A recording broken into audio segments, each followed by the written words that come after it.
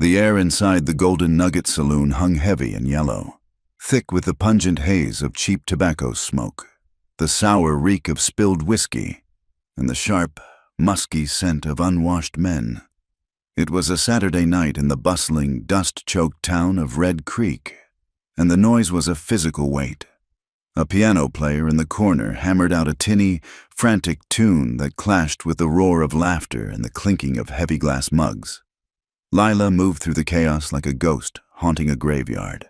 Her feet ached inside her cheap leather boots, every step sticking slightly to the floorboards coated in layers of dried ale and mud tracked in from the street. She carried a tray laden with amber-filled glasses, her posture rigid, her eyes fixed on a point somewhere above the heads of the patrons.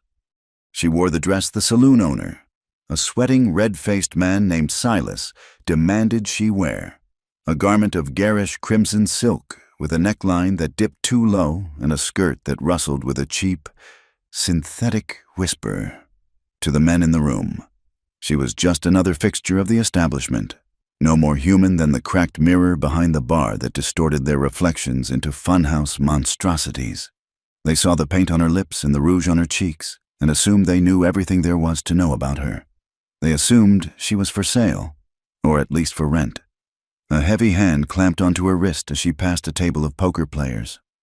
"Come here, darlin'," a voice slurred. "Sit a spell. You look like you need a drink." Lila did not flinch.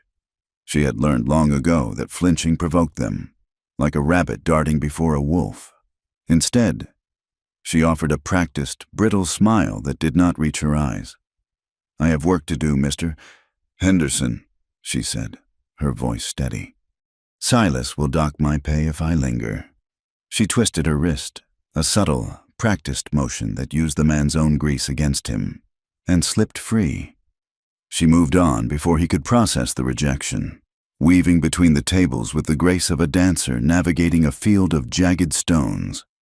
Outside the swinging bat-wing doors, the town of Red Creek was settling into the uneasy dark. Wagons groaned past on the main street, their axles protesting the ruts, while tumbleweeds, dry and skeletal, scraped against the wooden posts of the boardwalk with a sound like bony fingers scratching for purchase. It was 1882, and the frontier was a place where softness went to die. Lila reached the bar and set her tray down, her hands trembling imperceptibly. She kept her back to the room for a moment, staring into the cracked mirror. The woman staring back looked older than her 22 years. Her eyes were shadowed, guarded, fueled by an exhaustion that went down to the marrow, despite the whispers that trailed her like smoke, that she was a fallen woman, a harlot, a piece of saloon trash. Lila possessed a secret that was both her burden and her armor. She was untouched. She had guarded her virginity with the ferocity of a starving dog guarding a bone. It was the only thing she owned that they had not yet taken. She slept in a room the size of a closet above the saloon, barring the door with a heavy chair every night. She deflected offers with excuses of illness, of other appointments, of menstruation, of exhaustion. She played the game, letting them think she was available, but just not right now. Not tonight. It was a dangerous game. Her reputation was already ruined. The town saw a saloon girl, and in their eyes, the sin was already committed. But Lila clung to the truth of it. Her body was hers. It was the last sovereign territory she controlled. As she waited for the bartender to fill a pitcher, her mind drifted, as it often did when the noise became too much, to the days before the saloon. She remembered the creak of a different wagon, the one she had ridden in with her father. Thomas Caro had been a man of immense charm and catastrophic judgment. Lila remembered him in snapshots of golden light, him singing an Irish ballad to the rhythm of the horse's hooves, his laughter booming across a campfire, the way he would lift her onto his shoulders so she could see the horizon. He was a gambler, a dreamer, a man who believed the next card would solve everything. He had brought them west with promises of a new life, a grand ranch in California where the oranges grew as big as melons, but the road had ended in a muddy town 300 miles east of here. Lila closed her eyes for a second, blocking out the saloon. She remembered the night he did not come back. She had been 17. She had waited in their rented room at the boarding house, watching the candle burn down to a pool of wax. The knock at the door had not been his distinctive, rhythmic rap, but the heavy, authoritative pounding of the sheriff. He was dead, the sheriff had said. Removing his hat, shot in a card room, a dispute over an ace. Just like that. The music had stopped. There was no money. There were no friends. The landlord had put her out on the street 2 days later. She had drifted, hungry and terrified, until necessity forced her through the doors of a saloon. She had traded her dignity for bread, but she had kept her soul locked away in a silver locket tucked beneath her bodice, resting against her beating heart. Inside was a small tintype of her father, smiling, forever confident, forever doomed. "Lila, wake up!" the bartender barked, slamming a mug down. "Table 4 is dry." Lila snapped back to the present. She took the mug, fixed the smile back onto her face like a porcelain mask, and turned back to the room. The night wore on, grinding her down. By the time the clock on the wall chimed 2 in the morning, the crowd had thinned to the hardcore drinkers and the lonely souls who had nowhere else to go. Lila collected empty glasses near the back door, where the air was slightly cooler. She wiped a table, her back aching, wishing for the silence of her tiny room. "Well now, look what we have here." The voice was wet and heavy. Lila turned to see a cowboy she knew only as Unsubtle Trouble. He was a drift rider, passing through from Texas, with eyes that looked like flat black stones and breath that smelled of rot-gut whiskey and chewing tobacco. She took a step back, clutching the rag to her chest. "The saloon was closed. Sir, you need to go. I ain't done," he grunted, stepping into her space. He was big, blocking the lantern light, casting a long shadow over her. "I've been watching you all night, little bird, flying around, teasing everyone. I think it is time you landed." Lila tried to sidestep him, her heart hammering a frantic rhythm against her ribs. "I am not teasing anyone. I am working. Please move." He moved faster than a drunk man should, his hand shooting out to grab her upper arm. He shoved her backward. Lila's shoulders hit the rough wood of the wall, the impact knocking the breath from her lungs. "Don't you play high and mighty with me," he snarled, leaning in close. "You are a saloon girl. We both know what you are for. I got silver." Lila struggled, pushing against his chest, but he was like a boulder. Panic, cold and sharp, sliced through her. She had been in tight spots before, but usually she could talk her way out or wiggle free. This man was not listening. There was a violence in him, a simmering rage that wanted to hurt as much as it wanted to take. "Let me go," she hissed, afraid to scream and draw more attention, afraid that if she screamed, no one would come. The cowboy laughed, a low, ugly sound. "You need to be taught a lesson in manners." Suddenly, the pressure vanished. A hand, large and gloved in worn leather, clamped onto the cowboy's shoulder. It did not jerk or shove. It simply squeezed, with the crushing, hydraulic pressure of a vice. The cowboy howled in surprise and pain, spinning around. Standing there was a man Lila had noticed earlier in the evening but had not looked at closely. He was sitting at a table in the shadows, nursing a single beer for 2 hours. He was tall, broad-shouldered, and stood with a stillness that was more terrifying than the cowboy's aggression. "That is enough," the stranger said. His voice was low, rolling like distant thunder, lacking any inflection of anger. It was a statement of fact. The drunk cowboy stumbled back, rubbing his shoulder, his face twisting into a sneer. "Who the hell are you? This ain't your business. Sodbuster." The stranger did not move. He stood with his feet planted shoulder-width apart, his coat swept back just enough to reveal the handle of a heavy Colt revolver at his hip. He did not draw it. He did not even rest his hand on it. He simply let the cowboy see it, and let him see the hand that hovered near it. A hand that was steady, scarred, and completely relaxed. The girl said no. The stranger said, "And the saloon is closed." The drunk blinked, his whiskey-addled brain trying to calculate the odds. He looked at the stranger's face, a face carved from granite and oak, sun-browned, with lines of deep fatigue etched around the eyes and a thin, white scar running along the line of his jaw. It was not the face of a man who fought for fun. It was the face of a man who ended fights. The silence stretched, tight as a bowstring. Lila pressed herself against the wall, her breath coming in shallow gasps. She watched the stranger's eyes. They were gray, dark as a winter sky, and completely flat. The drunk cowboy swallowed hard. The aggression drained out of him, replaced by the primal instinct for self-preservation. He spat on the floor, trying to regain some scrap of dignity. "She ain't worth it anyway," the drunk muttered. He turned and stumbled toward the door, shoving his way out into the night. The bat-wing doors swung wildly in his wake, then settled. Lila let out a shuddering breath, her knees feeling like water. She looked at the man who had saved her, up close. He was not handsome in the way the Eastern dandies in their magazines were handsome. He looked worn. He looked like the land itself, rugged, enduring, and weathered. He turned to look at her, and the flatness in his eyes softened just a fraction. "Are you all right, miss?" he asked.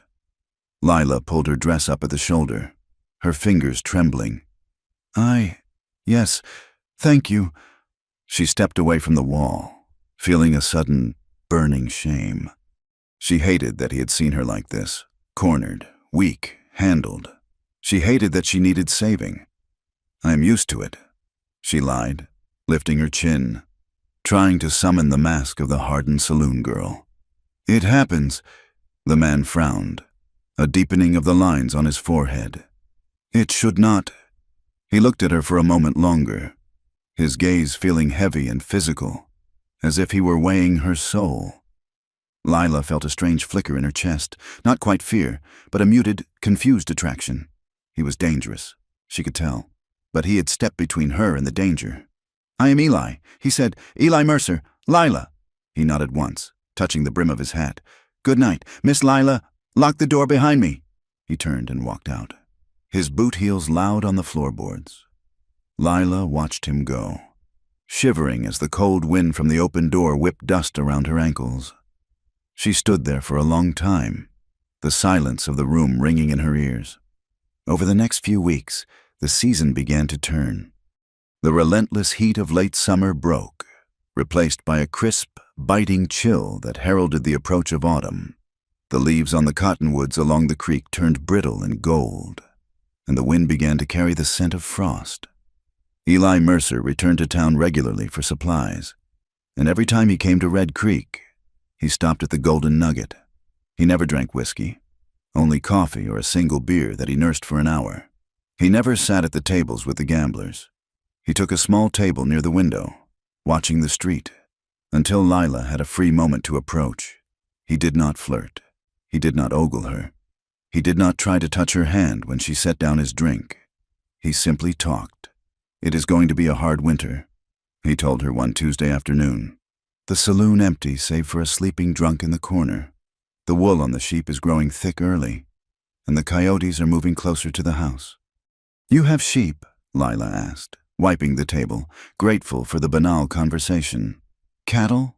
Mostly," Eli corrected. "A few horses. The land is rocky, but there is water." He spoke of cattle prices dropping in Kansas City, of the price of barbed wire, of the way the light hit the canyon walls at sunset.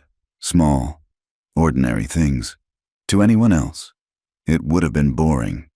To Lila, whose life was a whirlwind of noise, lies, and aggression.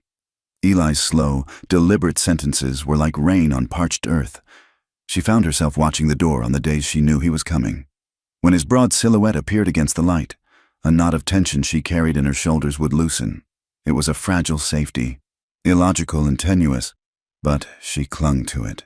But the town offered her no such grace. One afternoon, Lila went to the general store to buy a spool of thread and a packet of headache powder.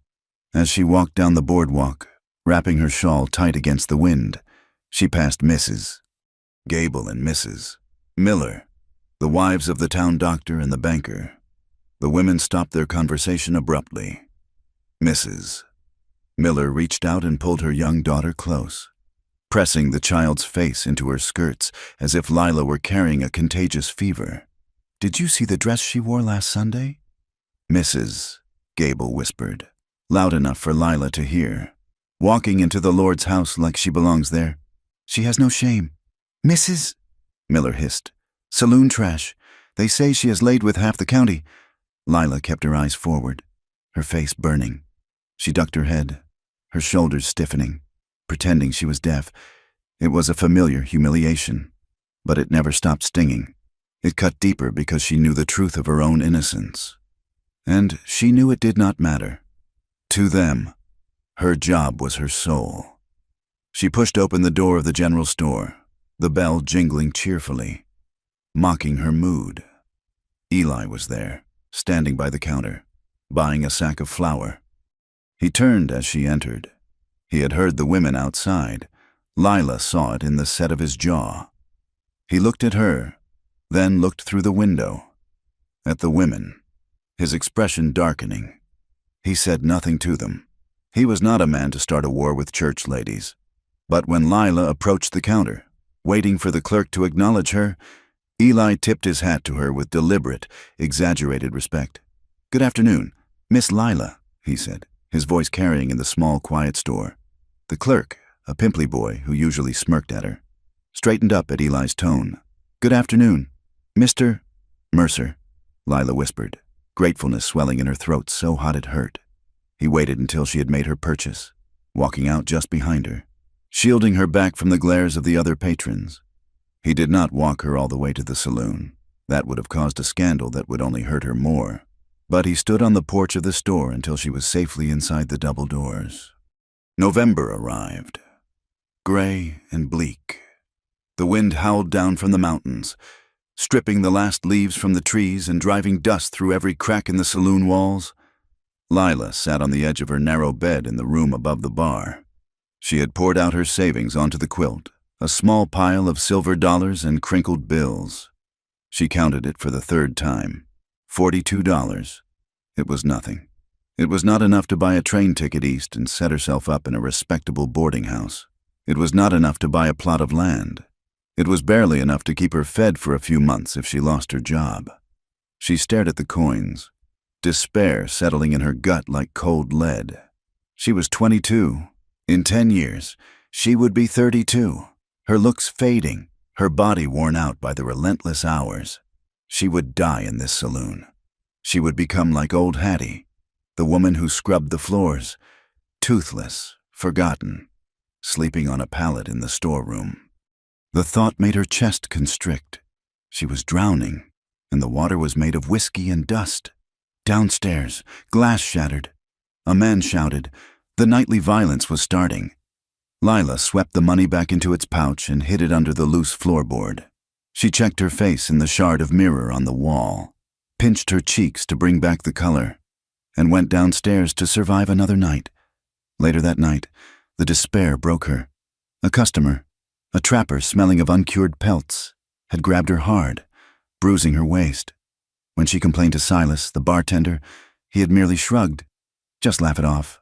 Lila," Silas had grunted, wiping a glass, "they are paying customers. You are just the scenery? Don't be so prickly. Just scenery." Lila had fled out the back door into the alley, gasping for air. The cold night bit at her exposed skin, but she didn't care. She sank down onto a crate, huddled against the rough wood of the building, and pulled the silver locket from her bodice. She snapped it open. In the moonlight, the tiny tin image of her father smiled back at her. "Why did you leave me?" she whispered, her voice cracking. "You promised we would be happy. You promised." The tears came then, hot and fast. She wept for her father, for the girl she had been, and for the woman she was becoming. She wept because she was tired, bone-deep tired, of being touched by men who did not know her name. She did not hear the footsteps approaching until a shadow fell over her. Lila gasped, snapping the locket shut and scrambling to wipe her eyes.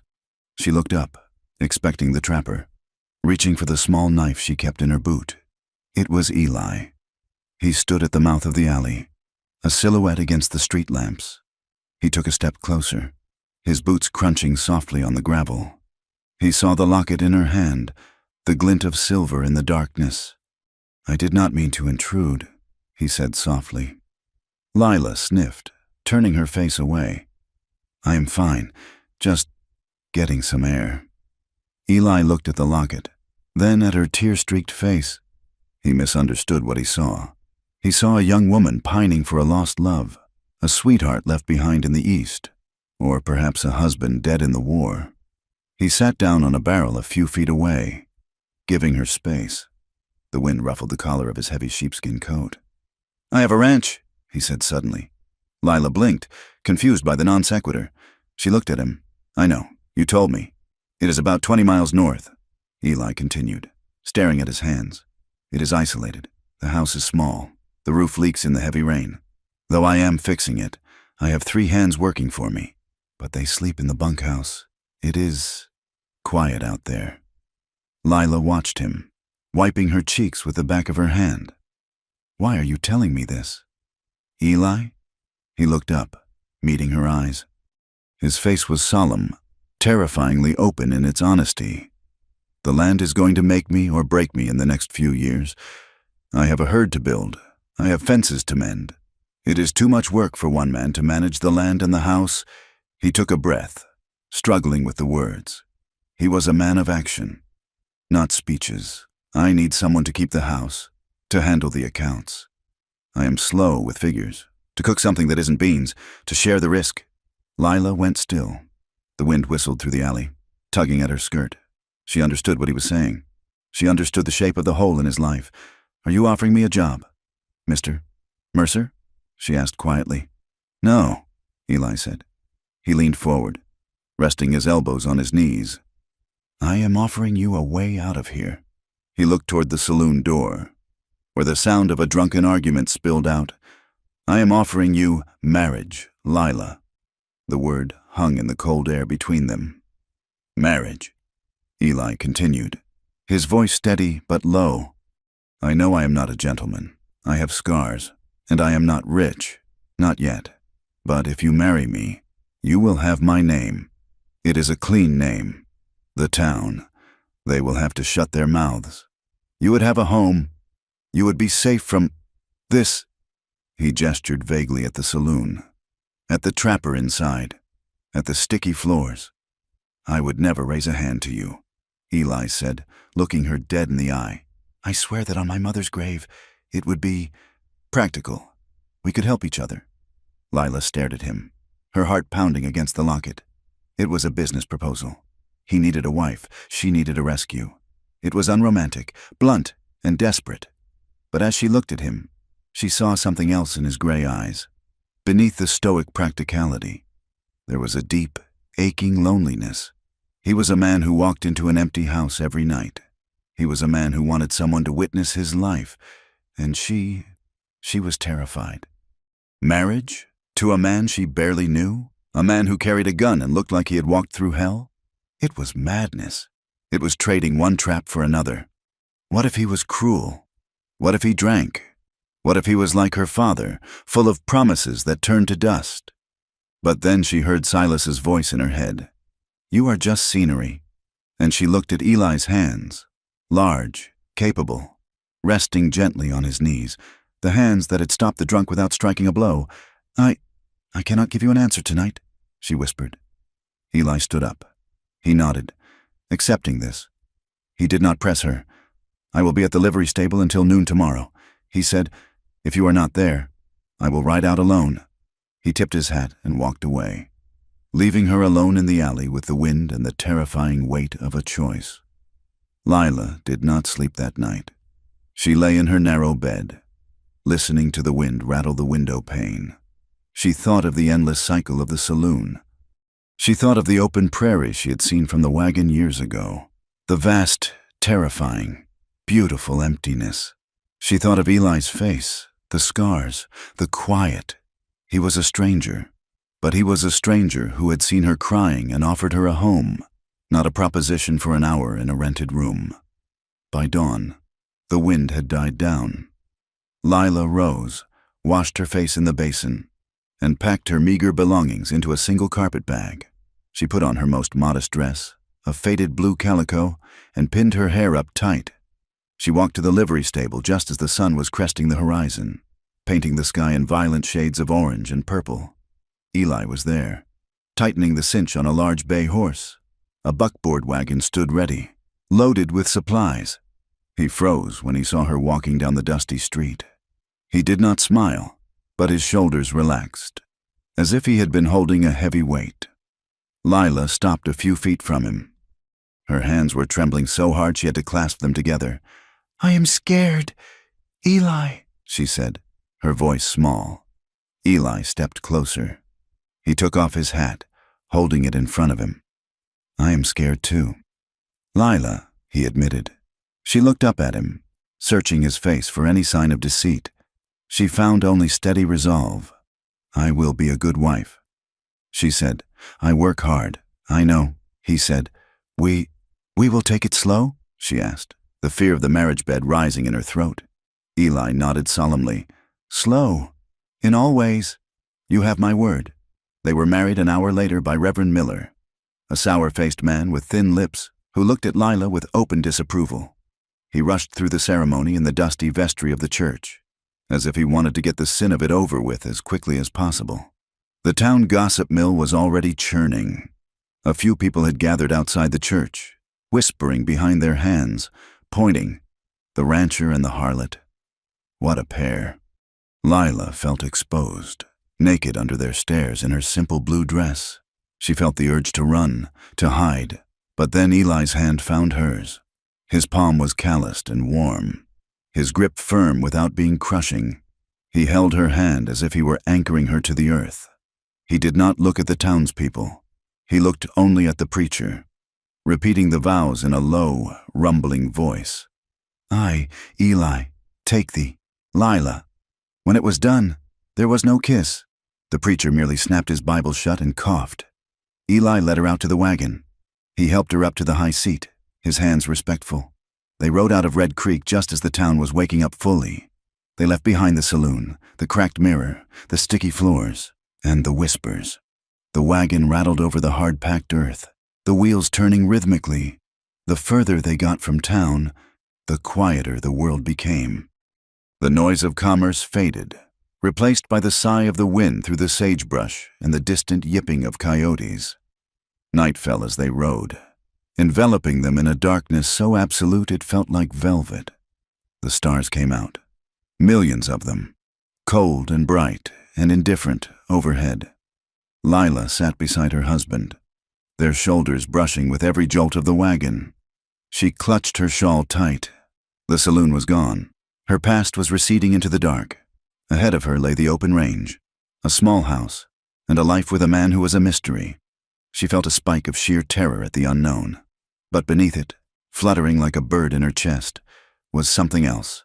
For the first time in 5 years, she was breathing clean air. She was free.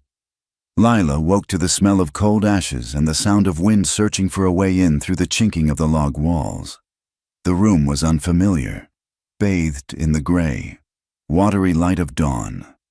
Above her, rough-hewn beams traversed the ceiling like the ribs of some great wooden beast. The plaster on the walls was spider-webbed with cracks, and the air in the room was sharp enough to sting the inside of her nose. She lay still for a moment, her heart giving a startled kick before memory settled in. She was not in the room above the Golden Nugget. There was no piano music seeping through the floorboards, no shouting from the street below. There was only the vast, heavy silence of the open range. She turned her head. The space beside her in the narrow iron bed was empty, the quilt pulled up neat and tight. Lila pushed herself up, clutching the blanket to her chest, across the room, near the blackened stone hearth. Eli lay on a pallet of buffalo hides and blankets. He was asleep, one arm thrown over his eyes, his breathing deep and even. He had given her the bed. She watched him for a long moment, a knot of confusion and gratitude tightening in her throat. They had been married for 3 days, and he had not yet touched her. It was not what she had expected. In the saloon, men were creatures of immediate, grasping need. She had braced herself for a wedding night of duty, of gritted teeth and staring at the ceiling until it was over. Instead, Eli had blown out the lamp, murmured a polite good night, and taken to the floor. She slipped out of bed, her bare feet recoiling from the freezing wood floor. She moved to the window, scratching a small circle in the frost that coated the glass. The view took her breath away, not with its beauty, but with its sheer, crushing scale. The world outside was a tapestry of browns and grays, hills, parched by a summer of drought, rolled away like waves in a frozen ocean. A thin ribbon of creek water glinted silver in the distance, and beyond that, the mountains rose up, etched blue and sharp against the horizon like the jagged teeth of a saw. It was a landscape that offered no shelter. "I will start the fire," Eli's voice rumbled. Lila spun around, clutching her nightgown closed at the throat. Eli was sitting up, his hair tousled, his eyes heavy with sleep but alert. He looked at her, and for a second, his gaze dropped to her bare feet before snapping back to her face. "I am sorry," Lila stammered. "I did not mean to wake you." "You didn't," he said, throwing off his blanket. He was fully dressed save for his boots and coat, having slept in his shirt and trousers. Cows don't wait on the sun. He stood and moved to the wood stove, his movements stiff from the hard floor. Lila watched his broad back as he opened the iron door and began to feed kindling into the grate. "Eli," she said softly, "you do not have to sleep on the floor. It is your bed." He paused, a piece of wood in his hand. He did not look around. "We made a deal." "Lila, slow. I am a man of my word." The fire caught with a roar, casting dancing orange light across the room. Eli stood and faced her. The desire was there. She could see it in the way his eyes tracked the curve of her neck, the way his hands clenched slightly at his sides, but he held it back behind a wall of iron restraint. "I will go check the horses," he said, grabbing his hat. "Coffee is in the tin." He went out into the cold, leaving Lila alone with the crackling fire and a strange, aching curiosity she had never felt before. The weeks that followed were a blur of exhaustion and discovery. Lila learned quickly that the romance of the West existed only in dime novels. The reality was dirt, blood, and wind that never stopped blowing. Her hands, once soft enough to pour drinks and shuffle cards, became red and chapped. She hauled water from the creek, the buckets heavy enough to make her shoulders burn with fire. She hung laundry on the line, fighting to keep the sheets from being ripped away by the gusts that swept down from the peaks. She learned to wring the necks of chickens, squeezing her eyes shut the first time she did it, feeling the frantic flutter of life vanish under her fingers. She cooked for Eli and his 3 ranch hands. Hefty, quiet men who ate as if they had never seen food before. The biscuits were often too hard. The beans sometimes burnt, but no one complained. Despite the pain in her back and the blisters on her palms, there was a purity to the work that Lila found intoxicating. In the saloon, her labor had been about performance, smiling when she was sad, laughing when she was disgusted. Here, the work was honest. The land did not care if she was pretty. The chickens did not care about her reputation. If she worked, she ate. It was a simple, brutal equation that she respected. The ranch hands were a mixed lot. There was old Saul, a man with a face like a dried apple, who spoke to the horses more than the people. There was Jim, a quiet boy of barely 18 who blushed whenever Lila poured his coffee. And then there was Caleb. Caleb was a drifter Eli had hired for the season, a man with shifting eyes and a smile that lingered too long. He had been to Red Creek. He knew where Eli had found his wife. It happened on a Tuesday, while Lila was scrubbing clothes in a tub near the bunkhouse. Caleb leaned against the fence post, picking his teeth with a straw, watching her arms work the soapy water. "You got a specific way of scrubbing, Mrs. Mercer," Caleb drawled. "Real vigorous. Reckon you learned how to use your hands like that back at the Golden Nugget." Lila froze. The heat rushed to her face. She kept her eyes on the water. "I learned to work hard wherever I was." "Mr. Caleb," she said, her voice tight. Caleb chuckled, a low, wet sound. "I bet you did. I heard the boys in town say you were the hardest worker they ever saw." especially after midnight. Lila stood up, wiping her soapy hands on her apron. She opened her mouth to tell him to leave, but the words died in her throat. The old shame, the programmed response to just take the insult, paralyzed her. Suddenly, a shadow fell over them. Eli had come around the corner of the barn, carrying a saddle. He stopped. He had heard. The silence that descended was absolute. Even the wind seemed to hold its breath. Eli dropped the saddle. It hit the dust with a heavy thud. He walked toward Caleb, his steps slow and deliberate. Caleb straightened up, the smirk vanishing. "Now, boss, I was just making conversation. Get your gear," Eli said. His voice was not loud. It was terrifyingly soft. Caleb blinked. "What? You heard me? Get your roll. You are done here. Now hold on." "Eli," Caleb stammered, backing up. "Over a joke? She's just a—" Eli moved. It was a blur of motion. He closed the distance and grabbed Caleb by the lapels of his coat, slamming him back against the fence post. The wood groaned under the impact. "She is my wife," Eli whispered, his face inches from Caleb's. "And if you speak one more word that isn't goodbye, I will bury you where you stand." Caleb went pale. He nodded frantically. Eli released him. "Walk to town. Caleb, if I see you on my land again, I won't be talking." Caleb scrambled into the bunkhouse, emerging minutes later with his bedroll, and practically ran down the track toward the main road. Eli stood watching him go, his chest heaving slightly. He turned to look at Lila. His eyes were dark, still swirling with violence. "Are you all right?" he asked. Lila nodded, clutching her apron. She felt a trembling start in her knees. She had been protected before, but never like this, never with such absolute, claiming ferocity. "He should not have spoken to you that way," Eli said, picking up his saddle. "Thank you," Lila whispered. Eli looked at her, and the anger in his face softened into something sadder. "You don't have to thank me for that, Lila. That is the job." He turned and walked toward the stable. Lila watched him, feeling a sudden, sharp pulse of safety that was so foreign it almost hurt. The isolation of the ranch was a shield, but they could not hide forever. Supplies ran low, and a trip to the nearest settlement, a town called Oak Haven, larger and more respectable than Red Creek, became necessary. Lila dressed carefully for the trip. She wore her best dress, a dark blue wool that buttoned to the chin, and a bonnet that shadowed her face. She wanted to look like a rancher's wife. She wanted to look like she belonged. But Oak Haven was a town of church steeples and painted fences, and news traveled on the telegraph wire of gossip faster than any train. They entered the general store together. The bell jingled.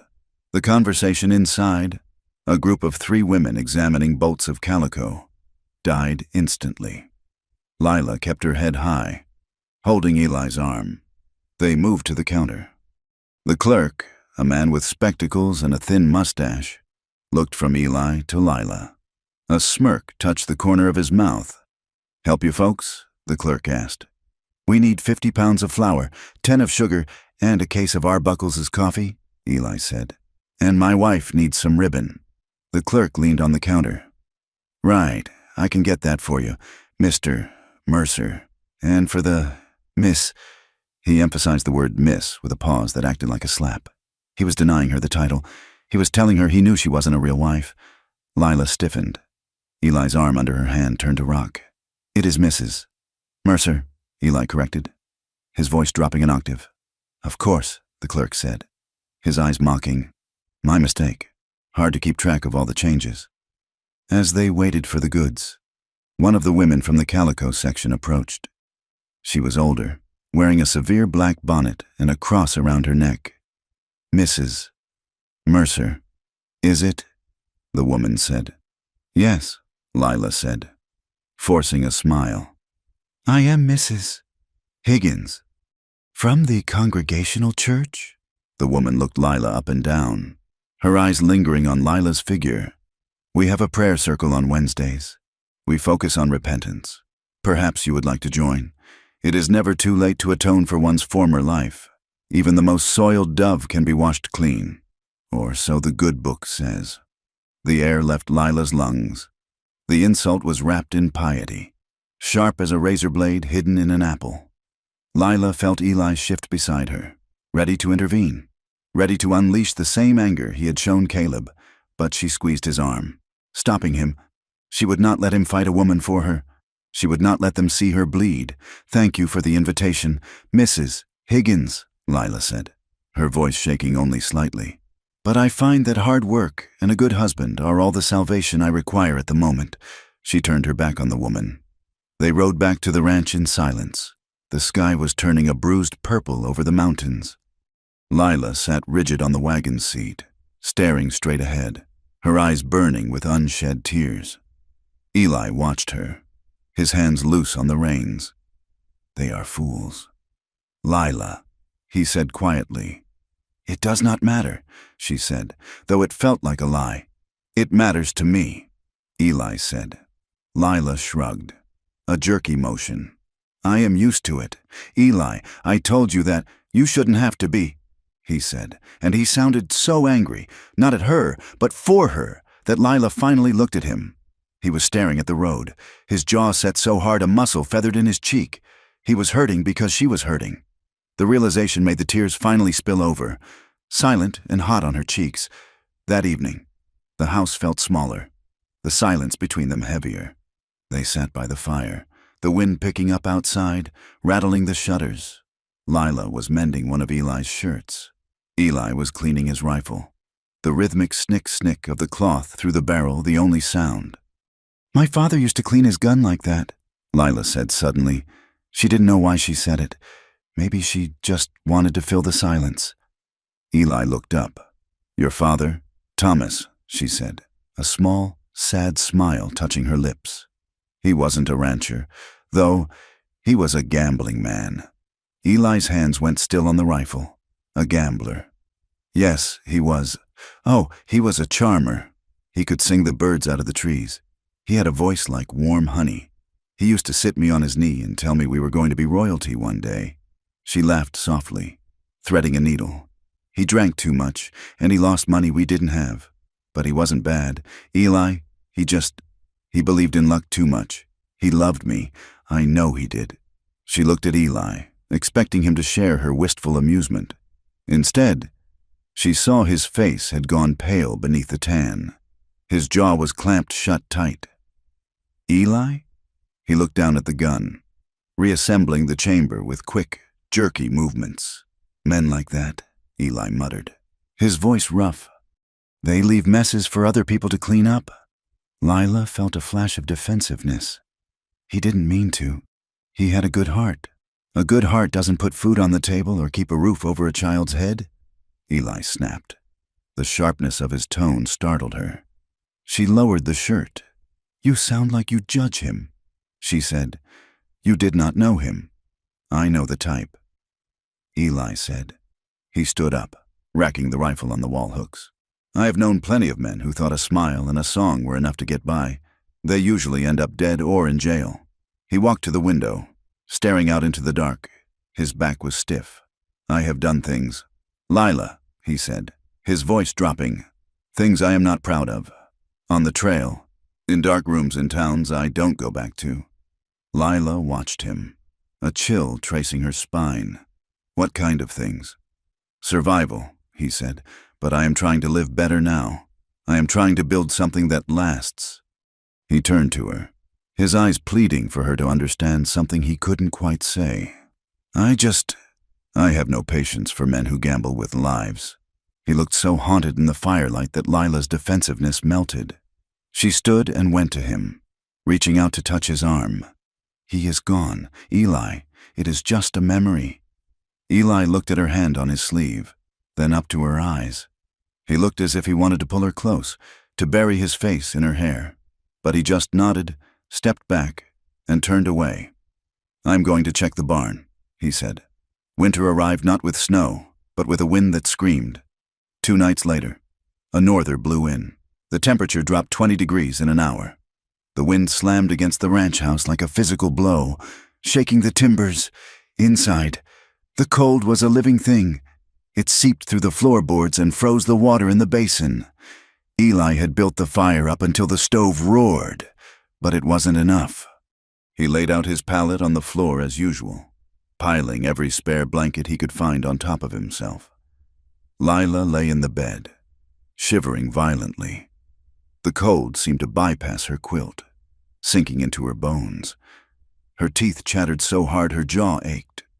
"Lila," Eli's voice came from the dark. I am cold," she stammered. She heard him move. He stood up, a dark shape in the gloom. He walked to the side of the bed. "Move over," he said. Lila hesitated, then scooted to the far side of the mattress against the wall. Eli lay down. He was fully clothed, still wearing his wool shirt. He lay on top of the covers at first, rigid. "It is no good," he muttered. "The heat won't hold." He pulled back the heavy quilt and slid underneath, next to her.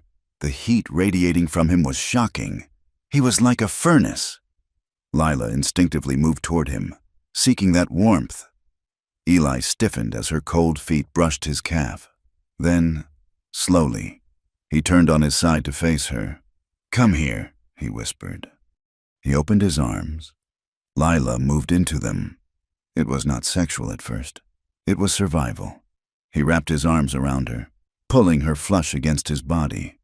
She buried her face in the rough wool of his shirt, smelling wood smoke, horse, and the clean, masculine scent of him. She lay there, trembling, as his warmth seeped into her. But as the shivering subsided, something else took its place. She felt the heavy, steady thud of his heart against her chest. She felt his breath stirring the hair at her temple. She felt the hardness of his body, the strength in the arms that held her. The air in the room changed. It became thick, charged with the weeks of unspoken tension, the stolen glances, the accidental touches. Lila lifted her head. In the faint red glow from the stove vents, she saw Eli watching her. His eyes were black pools of want. "Eli?" she whispered. His hand moved up, his calloused thumb tracing the line of her jaw. His touch was hesitant, a question asked in silence. "Are you warm?" he asked, his voice gravel. "Yes." He didn't move away. He stayed there, his hand cupping her face. Lila's breath hitched. She realized, with a sudden, blinding clarity, that she did not want him to stop. She did not want him to be noble anymore. She wanted to be wanted, but not like the men at the saloon. Who wanted a body? She wanted this specific man, who had defended her honor, who worked until his hands bled, who slept on the floor to make her feel safe. She shifted, pressing her body closer to his. Eli inhaled sharply. "Lila," he warned low. "I'm only a man." "I know," she whispered. She reached up and touched his face, her fingers grazing the scar on his jaw. "I am your wife, Eli." She leaned in and kissed him. It was a soft kiss, tentative, terrified. She clutched his shirt, her knuckles white, half expecting him to turn rough, to become the animal she feared all men were. But Eli went still. He kissed her back with a terrifying tenderness. His lips were chapped but gentle. He pulled back slightly, searching her eyes, checking her. "Are you sure?" he rasped. "Yes," she said. "Please." When he kissed her again, the restraint broke. He groaned low in his throat, his arms tightening around her, pulling her so close there was no air between them. His mouth opened on hers, hot and hungry, tasting of coffee and desperation. It was not like the stories. It was awkward, and there was fumbling, and the bed frame creaked loudly, but it was also sacred. He moved over her, supporting his weight on his elbows so as not to crush her. He murmured her name. Lila. Lila, like a prayer against her skin. Every touch was deliberate. He treated her body not as a territory to be conquered, but as a gift he did not deserve.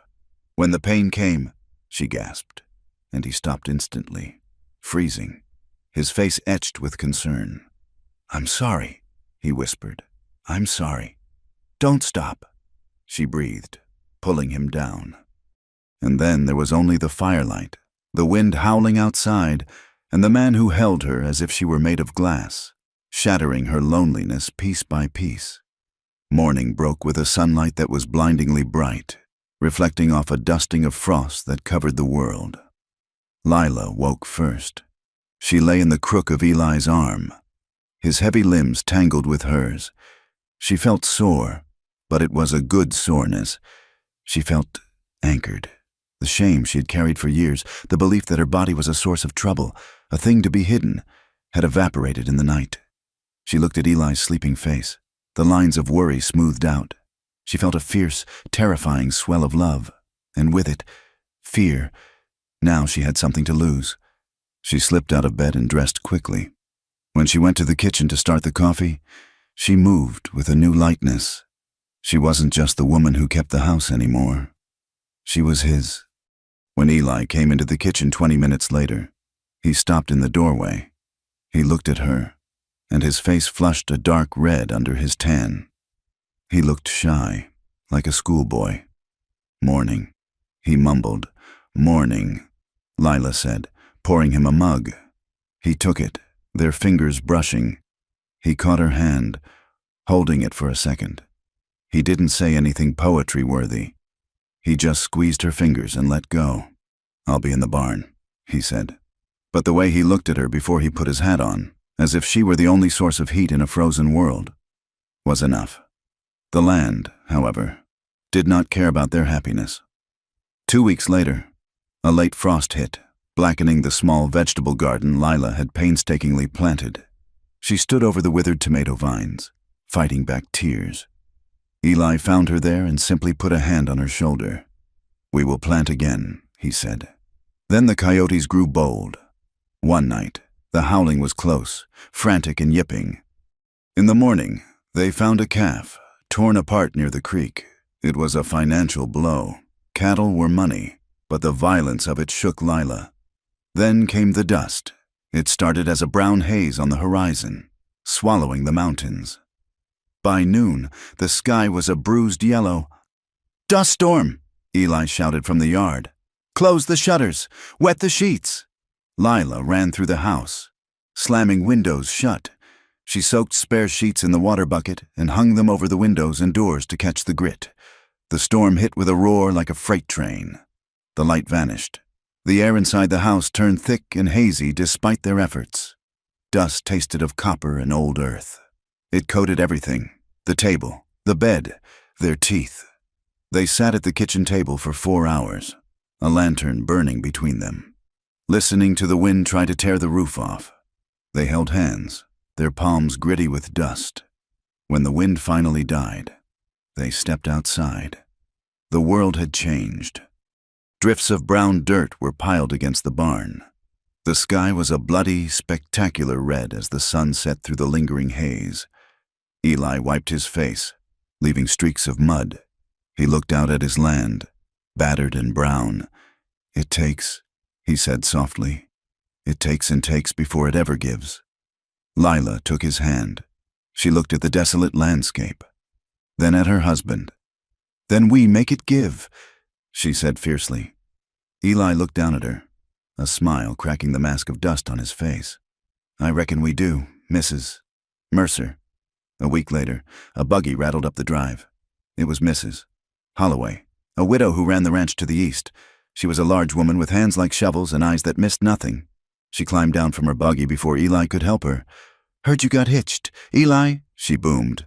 "About time." She turned to Lila. "And you must be the girl from town." Lila stiffened, waiting for the judgment. The saloon trash whisper, "Mrs." Holloway marched up to her and stuck out a hand. "Sarah Holloway. I run the double bar. It's a hard life out here, girl. You got grit?" Lila took the hand. It was rougher than Eli's. "I am learning, Mrs. Holloway." Sarah looked her up and down.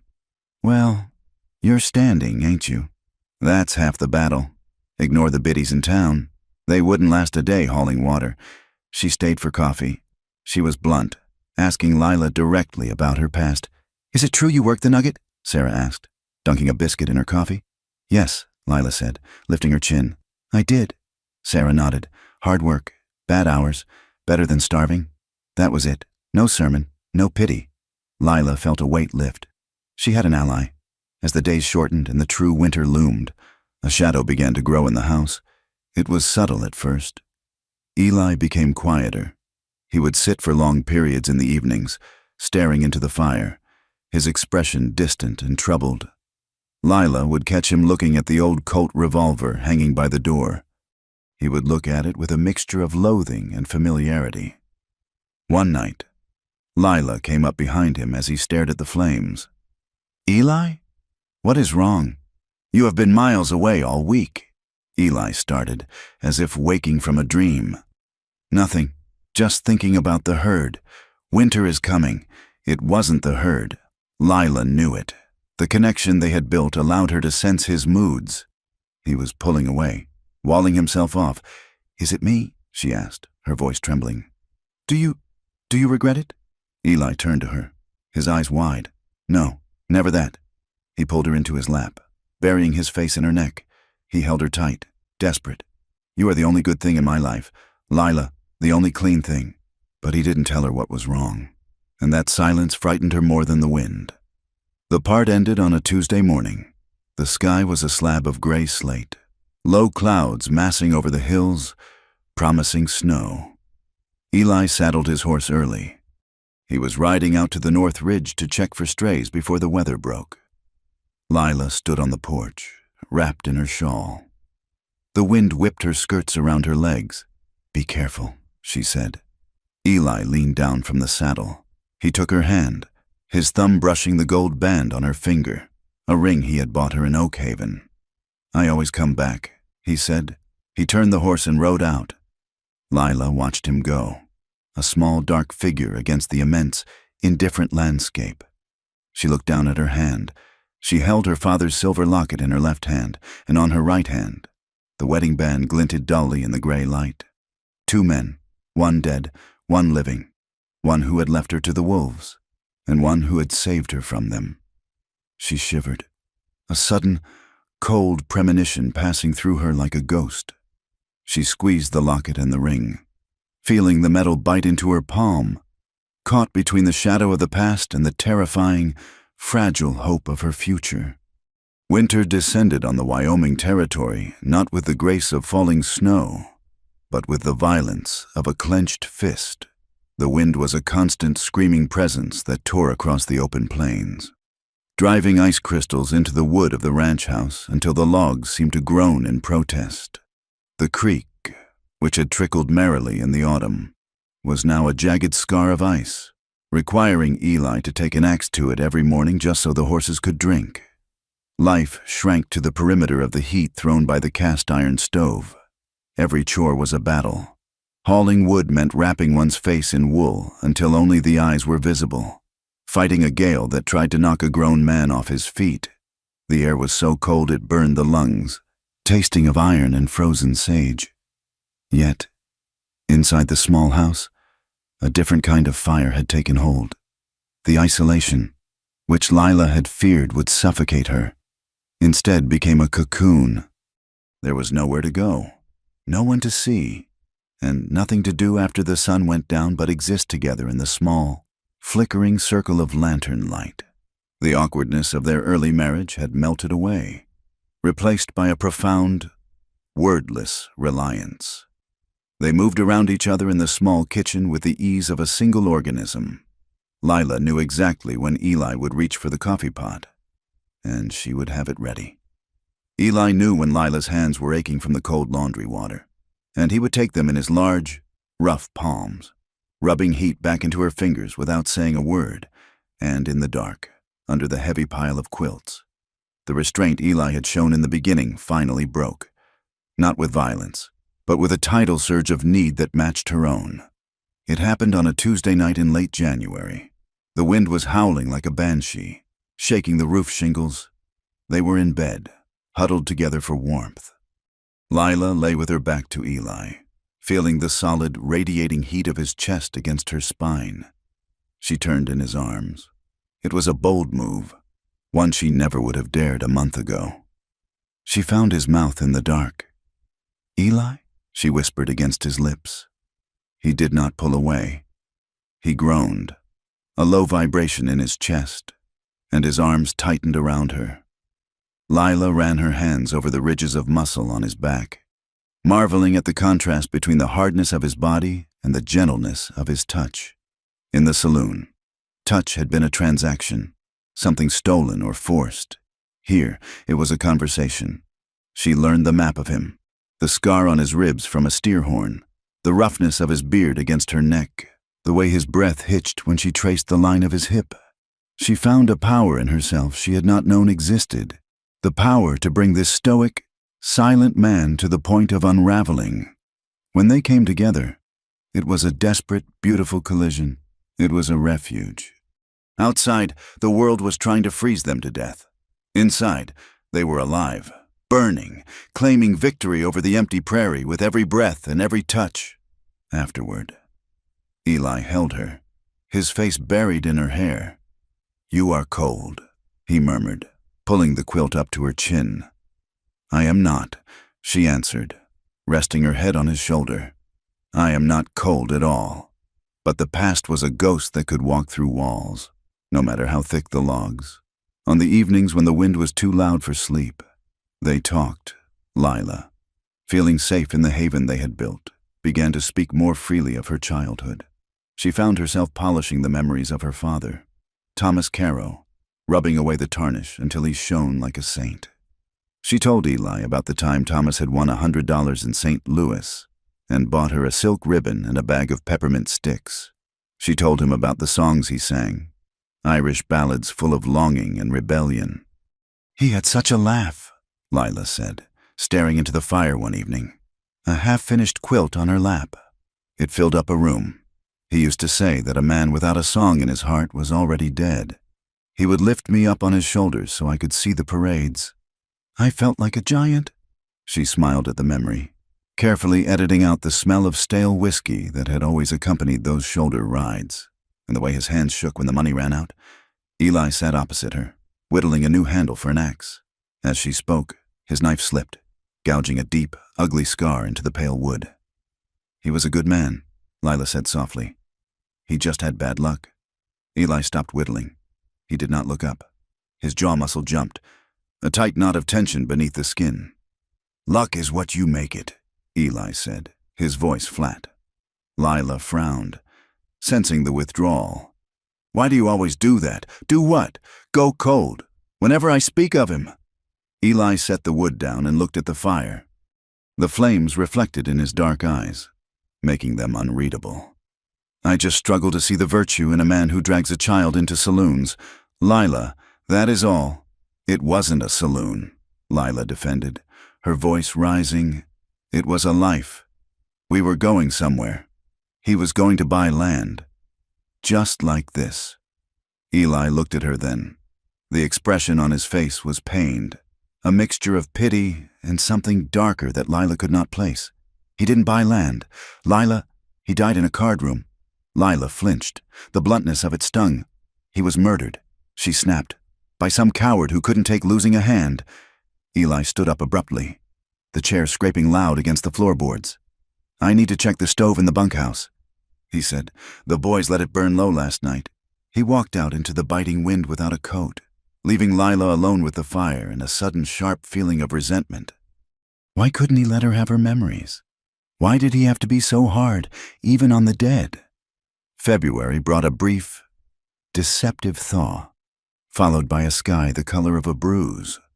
A traveling peddler's wagon creaked up the frozen ruts of the driveway just as the first flakes of a new storm began to swirl. The driver was an old man named Tobias. Wrapped in so many layers of fur and wool, he looked like a bear walking on its hind legs. He was blue-lipped and shaking when Eli helped him down. "Get him inside," Eli shouted to Lila. "I will stable his mules." Lila ushered the old man into the kitchen, pouring hot coffee and setting out a plate of stew. Tobias ate with trembling hands, grateful for the warmth. He was a talker, starved for company after weeks on the trail. He brought news from the outside world, railroad expansions, Indian troubles in the north, the price of gold in Denver, and he brought papers. "I use 'em for packing, mostly," Tobias wheezed, gesturing to a bundle of newsprint tied with twine. "Or for starting fires. But some folks like to read 'em first." "Can I look?" Lila asked, her eyes hungry for words. "Help yourself, Mrs." While Tobias and Eli talked about the coming storm in the kitchen, Lila took the bundle to the hearth. She untied the twine. The papers were old, a mix of gazettes from Kansas, Missouri, and Texas, some dating back months or even years. She smoothed out a crinkled sheet from a town called Abilene, dated 10 years prior. She read the advertisements for patent medicines and saddles, drinking in the descriptions of a world that felt 1,000,000 miles away. Her eyes drifted to a small column on the bottom of the 3rd page. Shooting at the drop. The headline was unremarkable. Violence was common news, but the name in the first sentence stopped her heart. Thomas Caro, a transient gambler known in the territory, was shot dead last Thursday night following an altercation at the Lucky Star Saloon. Lila's hands began to shake. She brought the paper closer to the firelight, the text blurring as her pulse hammered in her ears. Witnesses state Caro was intoxicated and brandishing a weapon. The shooter, described only as a young ranch hand passing through the region, fired 1 round. The stranger fled the scene immediately after the incident. Sheriff Miller has stated that while the shooting appears to have been provoked, the shooter is wanted for questioning. Thomas Caro, her father. Lila stared at the words until they burned into her retinas. She remembered that night. She remembered the noise, the shouting, the way the sheriff had told her simply, "He's gone, girl." She had always imagined it as a faceless tragedy, a chaotic brawl where a stray bullet found him, but this was specific, a young ranch hand. The stranger fled. It wasn't an accident. It was a killing, and the man who did it had run away, leaving her an orphan in a hostile town. The door to the kitchen opened. Eli walked in, shaking snow from his hat. "Tobias is going to sleep in the bunkhouse tonight," Eli said. "It is too cold for—" He stopped. He saw Lila kneeling by the fire, the paper trembling in her hands. He saw the color, or the lack of it, in her face. "Lila?" She looked up. Her eyes were wide, dark pools of shock. "Look," she whispered. She held the paper out. Eli took a step forward. He looked down at the yellowed page. He didn't need to read it. He saw the headline, and he saw the date. His reaction was immediate and terrifying. He froze. His entire body went rigid, as if he had been struck by lightning. His shoulders tensed up toward his ears, and the breath hissed in his throat. His eyes narrowed, focusing on the paper with a look of pure, unadulterated dread. "Eli?" Lila said again, her voice cracking. "It is about my father. It says a ranch hand shot him, a young man." Eli stepped back, as if the paper were a poisonous snake. "It is just a paper. Lila," he said. His voice was too loud, too tight. Papers get things wrong all the time. But the name, Eli. Thomas Caro. It is him. Eli turned away, walking to the window, staring out at the black square of night. It was a long time ago. "Lila. Old trouble. It does not do any good to dig up ghosts." Lila stood up, the paper clutching in her hand. "Dig up ghosts?" "Eli. This says the man ran away. He killed my father and he ran. He left me there." Eli didn't turn around. His back was a stone wall. Men run when they are scared. "Lila, that is the way of the world. Put it in the fire. Put it in the fire." Lila looked at his back. A cold, prickling sensation started at the base of her spine. It wasn't just his dismissal. It was his fear. She had seen Eli face down a charging bull without blinking. She had seen him handle a loaded gun with steady hands. He was shaking. "Eli," she said, her voice dropping to a whisper. "Why are you shaking?" "I am not shaking," he snapped. "I am cold. Put the damn paper in the fire. Lila, I don't want to hear about it." He walked past her, heading for the bedroom, giving the paper a wide berth. Lila did not burn the paper. She folded it carefully, her fingers numb, and tucked it into the pocket of her apron. She looked at the empty doorway where her husband had vanished, and for the first time since their wedding night, she felt entirely, desolately alone. That night, the wind banged against the shutters like a fist demanding entry. Lila lay on the far edge of the bed. She could feel the heat radiating from Eli, but she did not reach for him. Eli lay on his back, staring at the ceiling. She could hear his breathing, shallow, uneven. Eli, she whispered into the dark. He did not answer. Lila closed her eyes, tears leaking out to soak the pillowcase. The trust that had been building between them, brick by careful brick, had developed a hairline fracture, and through that crack, the cold was seeping in. The days that followed were a torment. The silence in the house was heavy, suffocating. They went through the motions of their life. Eli chopped wood. Lila cooked. They ate breakfast and dinner facing each other. The scrape of silverware on tin plates the only conversation. The teasing was gone. The touches in passing were gone.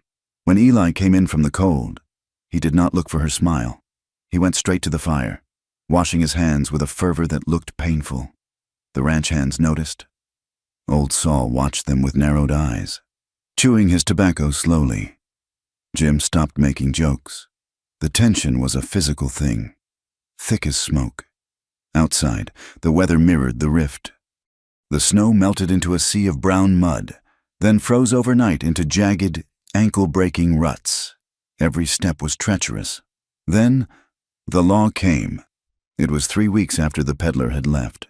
A rider appeared on the horizon, wearing a tin badge that caught the weak winter sun. It was a U.S. Marshal, a man named Burke. He was riding a tall roan horse and leading a pack mule. He was making the rounds, checking on reports of cattle rustling that had been plaguing the territory to the south. Eli was in the corral, fixing a broken gate hinge. Lila was on the porch, shaking out a rug. She stopped when she saw the badge. Eli looked up. He didn't smile. He took off his glove and wiped his hand on his trousers. "Morning, Marshal," Eli said. Marshal Burke leaned on his saddle horn. He was an older man with a gray mustache and eyes that had seen everything and found most of it wanting. "Morning," he said. He looked at Eli, squinting slightly. "Do I know you, son?" Burke asked. Eli's posture shifted. He stood taller, but his hand drifted imperceptibly toward his hip, though he wasn't wearing his gun belt. "Don't think so. Marshal, I am Eli Mercer. Been here about 4 years. "Mercer," Burke repeated, tasting the name. He frowned. "You got a look about you. Remind me of a kid I saw down in Kansas. Years back." Lila, standing on the porch, felt her breath catch. She stepped closer to the railing, clutching the rug. "I have a common face," Eli said evenly. "Maybe," Burke said. He spat into the dust. "This kid was a ranch hand, fast with a gun. Had a scrape in Abilene, 72, I think, or maybe 73. Eli said nothing. He stared at the marshal, his face a mask of stone. "Bad business," Burke continued, watching Eli closely. "Shooting in a saloon. Self-defense. Or so the witnesses said, but the kid ran before the law could clear him. Folks remember a face like that." Eli picked up his hammer. "I was never in Abilene. Marshal, I came down from the Dakotas." Burke held his gaze for a long, uncomfortable moment. Then he shrugged. "If you say so. Mr. Mercer, just checking on rustlers. You seen any branded stock that ain't yours?" "No," Eli said. "Just my own." "Right. Well, I'll be moving on." The marshal turned his horse. As he rode past the porch, he touched his hat to Lila. "Ma'am." Lila nodded, unable to speak. She watched him ride away. Then she looked at Eli. Eli was gripping the fence post so hard his knuckles were white. He was breathing hard, staring at the ground. The pieces slammed together in Lila's mind with the force of a collision. Abilene, 72, ranch hand, saloon shooting, the young man who ran. The clipping in her pocket felt like it weighed 100 pounds. It wasn't a coincidence. The universe was cruel, but it wasn't that creative. She turned and walked into the house, her legs moving mechanically. She went to the hearth, took the folded paper from her apron pocket, and smoothed it out on the table. She waited.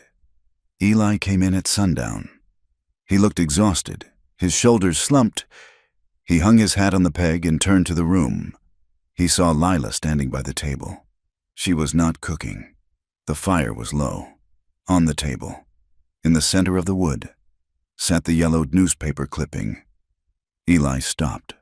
He looked at the paper, then at Lila's face. Lila was trembling. Her face was pale, her eyes red-rimmed but fierce. "Were you there?" she asked. Her voice was barely a whisper, but it cut through the silence like a knife. Eli closed his eyes.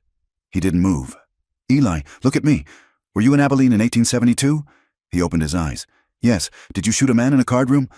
Eli swallowed. "Lila, please, did you shoot him?" she screamed, the sound tearing from her throat. "Yes!" Eli roared back, the word exploding out of him. The silence that followed was deafening. Lila swayed. She grabbed the back of a chair to steady herself. "Thomas Caro," she whispered. That was his name. "You killed Thomas Caro." Eli took a step toward her, his hands out, palms up. "I didn't know his name. Lila, I swear to God, he was just a man. He was drunk. He was my father," Lila cried. "You killed my father and you ran away. You let me rot in that town." "I didn't know," Eli pleaded, his voice cracking. "I was 20 years old. Lila, I was a kid. I was scared." "Why?" Lila demanded. "Why did you do it? Was it over money? Was it over a card?" "No!" Eli shouted. He ran a hand through his hair, pacing the small room like a caged animal. "It wasn't cards. It was... Jesus, Lila, tell me." Eli stopped pacing. He looked at her, and his eyes were full of a terrible, haunting pain. "He was drunk," Eli said, his voice dropping to a jagged whisper. "He was crazy drunk. He had a gun. He was waving it around. There was a woman, a serving girl. He had her by the hair. He was going to kill her." Lila froze. A memory, sharp and sudden, pierced through her grief, the smell of tobacco. A scream, her father's voice, slurred and angry. "And there was a child," Eli said. He looked at Lila, tears standing in his eyes. "There was a little girl. She was hiding behind a barrel near the stairs. She was crying. He waved the gun at her. He said he was going to send them all to hell." Lila's hands flew to her mouth. The barrel, the rough wood against her back, the smell of sawdust, her father's face, red and twisted, looking at her not with love, but with a stranger's madness. "I stepped in," Eli said, his voice shaking. "I told him to put it down. He turned on me. He raised the hammer. I didn't think. I just drew. I fired. He fell." Eli looked at his hands, as if he could still see the powder burns. "I looked at the girl. She was screaming. I couldn't stay. The sheriff was coming. I knew they'd hang a drifter for shooting a white man, self-defense or not. So I ran." He looked up at Lila. "I have seen that girl's face in my nightmares for 10 years. Lila, and the first time I saw you in the Golden Nugget, I knew the eyes, but I couldn't be sure. I didn't want to be sure." Lila backed away from him. She bumped into the wall, sliding down it slightly. "It was me," she whispered. "I was the girl. I know," Eli said. "I know that now. You." Lila gasped for air. "You killed him. You saved me. And you killed him." "I had to," Eli said. "He would have killed you. Lila, he was gone. The drink had him." "No!" Lila screamed. "You don't know that. He loved me. He was pointing a .44 at your chest," Eli yelled, the truth tearing out of him. Lila shook her head violently. The image of her father, the saint, the singer, was shattering, replaced by the monster Eli was describing, and the worst part was, she knew Eli was telling the truth. She remembered the gun. She remembered the fear, but he was still her father, and Eli was the man who had pulled the trigger. She looked at her husband, the man who had held her through the winter, the man whose bed she shared, and she saw a killer. She saw the man who had ended her childhood with a single bullet. "I hate you," she hissed. Eli flinched as if she had struck him. "Lila, don't touch me!" She pushed off the wall. She felt like she was suffocating. The room was too small. The air was too hot. She lunged for the door. Eli moved to stop her, reaching for her arm. "Lila, you can't go out there." She spun around and slapped him. It was a hard, vicious blow that cracked through the room. Eli's head snapped to the side. He didn't move to defend himself. He just stood there, taking it. "You stole everything," Lila screamed. "You lied to me. Every day. You lied. I tried to protect you. Protect me? By marrying me? By sleeping with me?" Lila grabbed the latch and threw the door open. The cold wind slammed into her, icy and shocking. But she didn't care. She ran. She ran out into the snow-crusted yard, her boots slipping on the ice. She didn't have a coat. She didn't have a shawl. She just ran, away from the house, away from the warmth, away from the man who was both her savior and her destroyer. "Lila!" Eli shouted from the porch. He ran after her, grabbing his coat from the peg as he went. Lila stumbled up the ridge, her breath tearing at her throat. The cold was instant and brutal. It bit through her thin dress, turning her skin to ice in seconds, but the fire in her chest was hotter. She reached the top of the low ridge that overlooked the ranch. She stopped, gasping, her legs giving out. She fell to her knees in the snow. Below her, the ranch house was a small square of yellow light in a vast, terrifying ocean of darkness. Eli stopped 10 yards behind her. He stood there, holding his coat, breathing hard. He didn't come closer. He was terrified that if he touched her, she would shatter. "Lila," he called out, his voice lost in the wind. "Come back inside! You'll freeze! Let me freeze!" she screamed at the dark horizon. She wrapped her arms around herself, rocking back and forth. She looked at the moon, cold and indifferent above the mountains. She remembered her father's song. She remembered the gunshot. She remembered Eli's gentle hands on her waist. She loved him. God help her. She loved him. And she hated him with a fury that felt like it would burn the world down. She was caught between the past and the present, between the dead and the living. And as the wind whipped her hair across her face, blinding her, she realized that no matter which way she chose, she was going to lose something she couldn't live without. Eli stood sentinel in the dark, watching her, waiting for her to decide if he was her husband or her enemy. The distance between them was only 10 yards, but it felt like 10 years, and neither of them knew how to cross it. The silence in the ranch house was louder than the wind that scraped against the log walls. It was a heavy, suffocating weight that filled every corner of the room, pressing down on Lila's chest until it was hard to draw a breath. She had moved her things into the small storage room off the kitchen, a cramped, windowless space usually reserved for sacks of flour and drying herbs. She slept on a narrow cot, the door bolted from the inside. She refused to look at the main bedroom, refused to look at the hearth where they had made love, refused to look at Eli. Days bled into one another in a gray haze of numbness. Lila moved through the house like a specter. She cooked the meals, set the table, and washed the dishes, but she did so with a mechanical, chilling efficiency. She did not speak unless it was absolutely necessary.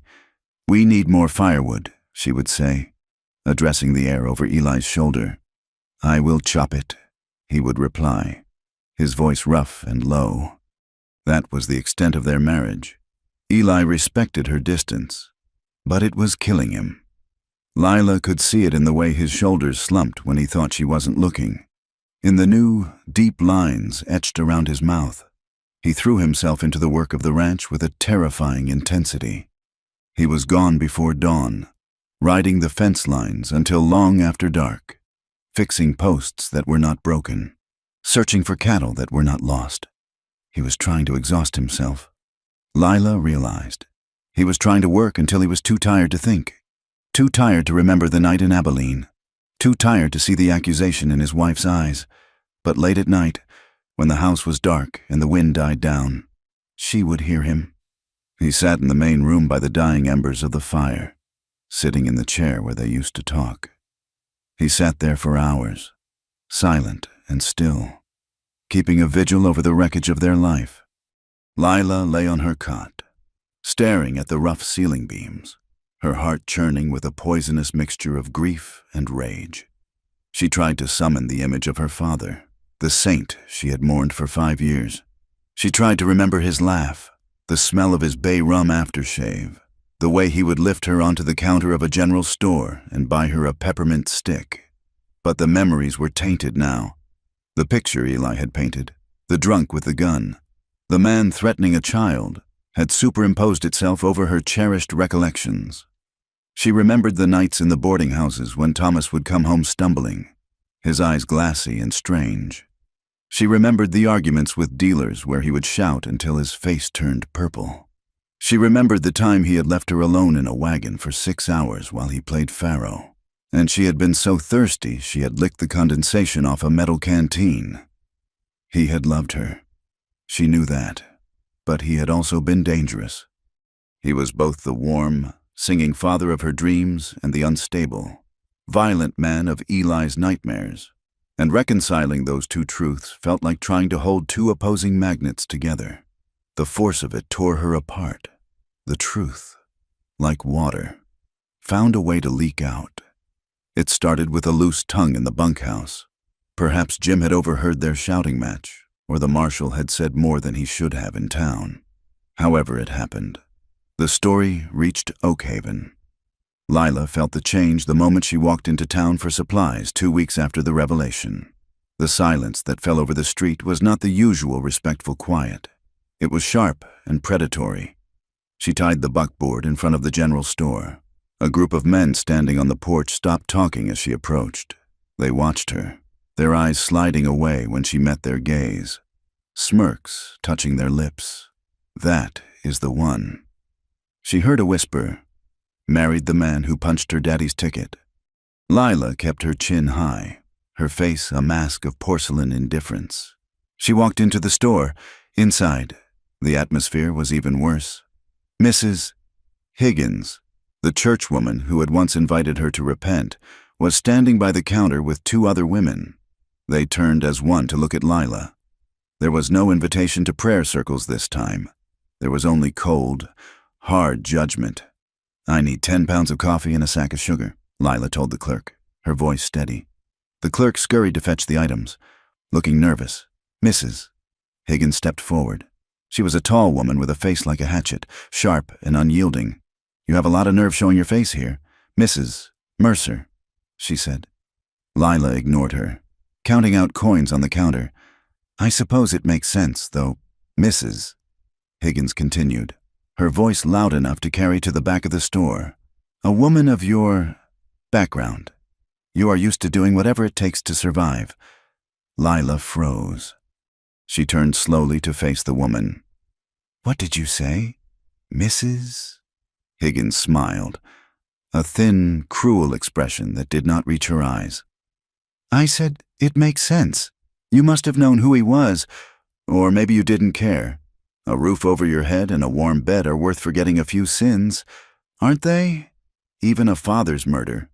I suppose, for a saloon girl. Morality is just a matter of price." The words hit Lila like a physical blow. The room seemed to tilt. They thought she had known. They thought she was so base, so devoid of honor, that she had knowingly married her father's killer for a meal ticket. The injustice of it burned in her throat like bile. She wanted to scream. She wanted to claw the smug look off the woman's face. She wanted to shout that she had loved her father, that her heart was broken, that she was the victim here. But she saw the eyes of the other women, curious, judging, hungry for a scene. If she screamed, she gave them what they wanted. If she fought, she was just the saloon trash they believed her to be. Lila clenched her jaw so hard her teeth ached. Her fingers dug into the silver locket hidden beneath the high collar of her dress, the metal biting into her skin. She turned back to the clerk. "My sugar, please." She took her supplies and walked out of the store, her back straight as a rod. She did not look at Mrs. Higgins. She did not look at the men on the porch. She loaded the wagon with trembling hands and drove out of town, the whispers following her like a cloud of gnats. By the time she reached the ranch, the rage had crystallized into a cold, hard resolve. She could not stay here. She could not live in this house with the man who had killed her father. She could not live in this town where she was seen as a monster of convenience. She was trapped in a cage of other people's sins. Eli was not at the house. He had ridden out to the north pasture earlier that morning to check a section of fence damaged by the wind. He would not be back until sundown. Lila moved quickly. She did not allow herself to think, because if she thought, she might break down. She went to the storage room and pulled out an old canvas saddlebag. She packed 2 dresses, her sturdy boots, a loaf of bread, and a wedge of cheese. She took the small pouch of coins she had saved from the saloon, her running away money that she had never spent. She went to the main bedroom for the first time in weeks. She stood in the doorway, looking at the bed where they had slept, the quilt she had mended. A sharp pain sliced through her chest, but she pushed it down. She walked to the dresser and took the small tintype of her parents from the frame. She put it in the bag. She walked out to the barn. The ranch hands were out on the range with Eli, except for old Saul, who was dozing in the tack room. Lila moved quietly, saddling the mare she usually rode, a sturdy bay with a white star on her forehead. She led the horse out the back way, avoiding the main yard. The sky to the west was turning a deep, bruised purple. Heavy clouds were massing over the mountains, blotting out the afternoon sun. The air felt heavy and static, the way it always did before a bad storm. Lila looked at the sky, then at the open plain stretching toward the railroad tracks. 30 miles to the south. If she rode hard, she could make the depot by midnight. There was a milk train that passed through at 2 in the morning. She could be in Denver by tomorrow. She could start over. She could change her name. She could be someone who didn't have a past. She mounted the horse, the leather groaning softly. She looked back at the ranch house one last time, the smoke curling from the chimney, the window where she had watched for Eli, the porch where they had stood together against the world. "I am not running from love," she whispered to herself, the lie tasting like ash in her mouth. "I am choosing survival." She turned the horse and kicked it into a gallop, riding away from the only home she had ever known. The land was deceptive. From the porch, the plains looked flat and endless, but up close, they were a treacherous maze of dry washes, hidden gopher holes, and clusters of prickly pear cactus. Lila rode hard for the first hour, fueled by adrenaline and anger, but as the sun began to dip below the horizon, the reality of her situation set in. The wind picked up, shifting from a breeze to a gale in the span of 10 minutes. It drove dust into her eyes and mouth, coating her skin in a gritty film. The temperature plummeted. Then the sleet started. It wasn't snow, it was ice, hard and stinging, driven sideways by the wind. It lashed against her face like tiny whips. The mare laid her ears back and tossed her head, fighting the bit. Lila huddled into her coat, but it was not heavy enough for this weather. She had packed for a journey on a train, not a ride through a blizzard. Darkness fell like a curtain. There was no moon, only the heavy, roiling clouds that blocked out the stars. Lila lost the trail within minutes. The landmarks she had memorized, the split rock, the twisted oak, were swallowed by the dark. The mare stumbled, her hoof catching in a hidden rut. Lila was thrown forward, banging her chest against the saddle horn. She gasped, the wind knocked out of her. She pulled the horse up, her hands numb on the reins. She couldn't feel her fingers. "Where is the track?" she whispered, panic rising in her throat. She looked around. There was nothing but blackness and the howling wind. She had misjudged the distance. The depot was still hours away, maybe more. Thunder rolled across the plains, a low, vibrating growl that shook the ground. Lightning flashed in the distance, illuminating the vast, empty scrubland. She was lost, and if the storm got worse, she was going to die. Eli rode into the ranch yard just as the first pellets of sleet began to hit the dirt. He was tired in a way that went down to his bones. He swung down from his horse, handing the reins to old Saul, who had emerged from the tack room with a lantern. "Quiet night," Saul mumbled. "Though the sky looks mean." Eli nodded. He walked up the steps to the house, dreading the silence that waited for him. He dreaded the closed door of the storage room. He dreaded the look on Lila's face that said murderer. He opened the door. "Lila," he called out. "Force of habit. Silence." The fire had burned down to ash. The house was cold. Eli frowned. He walked to the kitchen. "No dinner on the stove, Lila?" He went to the storage room door. It was unlatched. He pushed it open. Empty. The cot was stripped. The canvas saddlebag that usually hung on the hook was gone. Fear, cold and sharp, sliced through his exhaustion. He ran to the bedroom. Her clothes were gone from the wardrobe. The tintype was gone from the dresser. She had left him. For a moment, Eli stood paralyzed. He had expected her to yell, to cry, maybe even to hate him forever, but he hadn't expected her to leave. He hadn't thought she would brave the country alone. Then he heard the wind howl outside, rattling the shutters, the storm. He turned and ran out of the house, sprinting to the barn. "Saul!" he roared. "Which horse is missing?" Saul looked up, startled. "The bay mare? Why?" Eli didn't answer. He ran to his own horse, a big black gelding named Cole who had stamina for days. He didn't bother to unsaddle him. He tightened the cinch, grabbed his heavy oilskin duster, and checked his saddlebags for a flask and a rope. "She took the bay," Eli said, his voice tight. "She is heading for the railhead. In this weather?" Saul's eyes went wide. "She'll never make it, boss. The creek is rising and the sleet is turning to ice." "I know," Eli said grimly. He swung into the saddle. "If I am not back by morning, come looking," he ordered.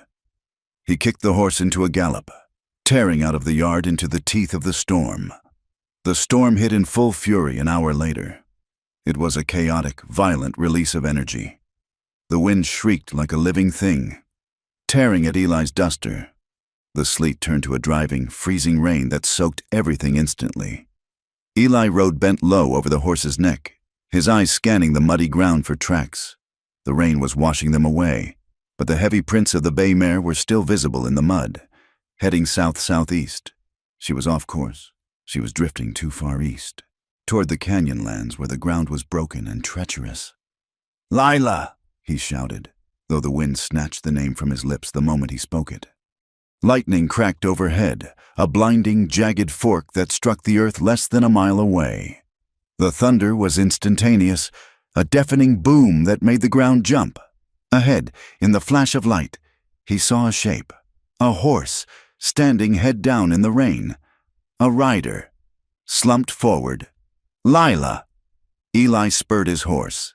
The animal surged forward, mud flying. Lila's mare had stopped. It was spooked, shivering violently, refusing to move. Lila was clinging to the saddle horn, her head bowed, her body shaking so hard it rattled the leathers. She heard the hoofbeats and lifted her head. Her face was white as bone, her hair plastered to her skull. When she saw him, her eyes widened, not with relief, but with a flash of defiance. "Go back," she screamed, her voice thin and weak over the wind. "Leave me alone. You will die out here," Eli shouted. He pulled his horse alongside hers, reaching out. "Give me your hand." "No!" She tried to kick the mare, but the horse was done. It planted its feet. "I don't want your help." Eli didn't argue. He saw the blue tint of her lips. He saw the way her hands were frozen into claws on the reins. He leaned over, grabbing her mare's bridle to hold it steady. Then he reached out and wrapped his arm around Lila's waist. "Let go." "Lila!" She struggled, hitting at his arm with a frozen fist. "I hate you! I hate you! I know!" he roared back. "But you are going to live to tell me about it." He pulled her from the saddle. She was dead weight, stiff with cold. He dragged her onto his lap, holding her tight against his chest. She stopped fighting then, her energy spent, and collapsed against him, sobbing dry, hacking sobs. Eli whistled to the mare, grabbing its lead rope. He turned his horse toward a jagged ridge of rocks he had seen in the lightning flash. "We have to take cover," he shouted near her ear. They reached the rocks, a small overhang of sandstone that offered a shallow cave, just enough to get out of the direct wind and rain. Eli slid off the horse, his legs numb. He reached up and pulled Lila down. Her legs buckled the moment they hit the ground. He caught her, carrying her into the shelter of the overhang. It was dry there, though the cold still radiated from the stone. Eli set her down on the dirt floor. He went back, stripped the blankets from the horses, and hobbled them close to the wall where they would be somewhat protected. He returned to the overhang. Lila was sitting with her back against the rock, her knees pulled to her chest, shivering so violently her teeth clacked together. Eli sat beside her. He opened his heavy oilskin coat and pulled her into him. wrapping the dry wool of his inner coat and the horse blankets around them both. She tried to push him away, a weak, fluttery motion. "Don't," she chattered. "Hush," Eli commanded. "We need the heat." He pulled her tight, trapping her arms against her chest, pressing his body along the length of hers. He rubbed her arms, her back, trying to generate friction. For a long time, there was only the sound of the storm raging outside and Lila's ragged breathing. Slowly, the violent shivering began to ease into a steady trembling. "Why did you come?" she whispered.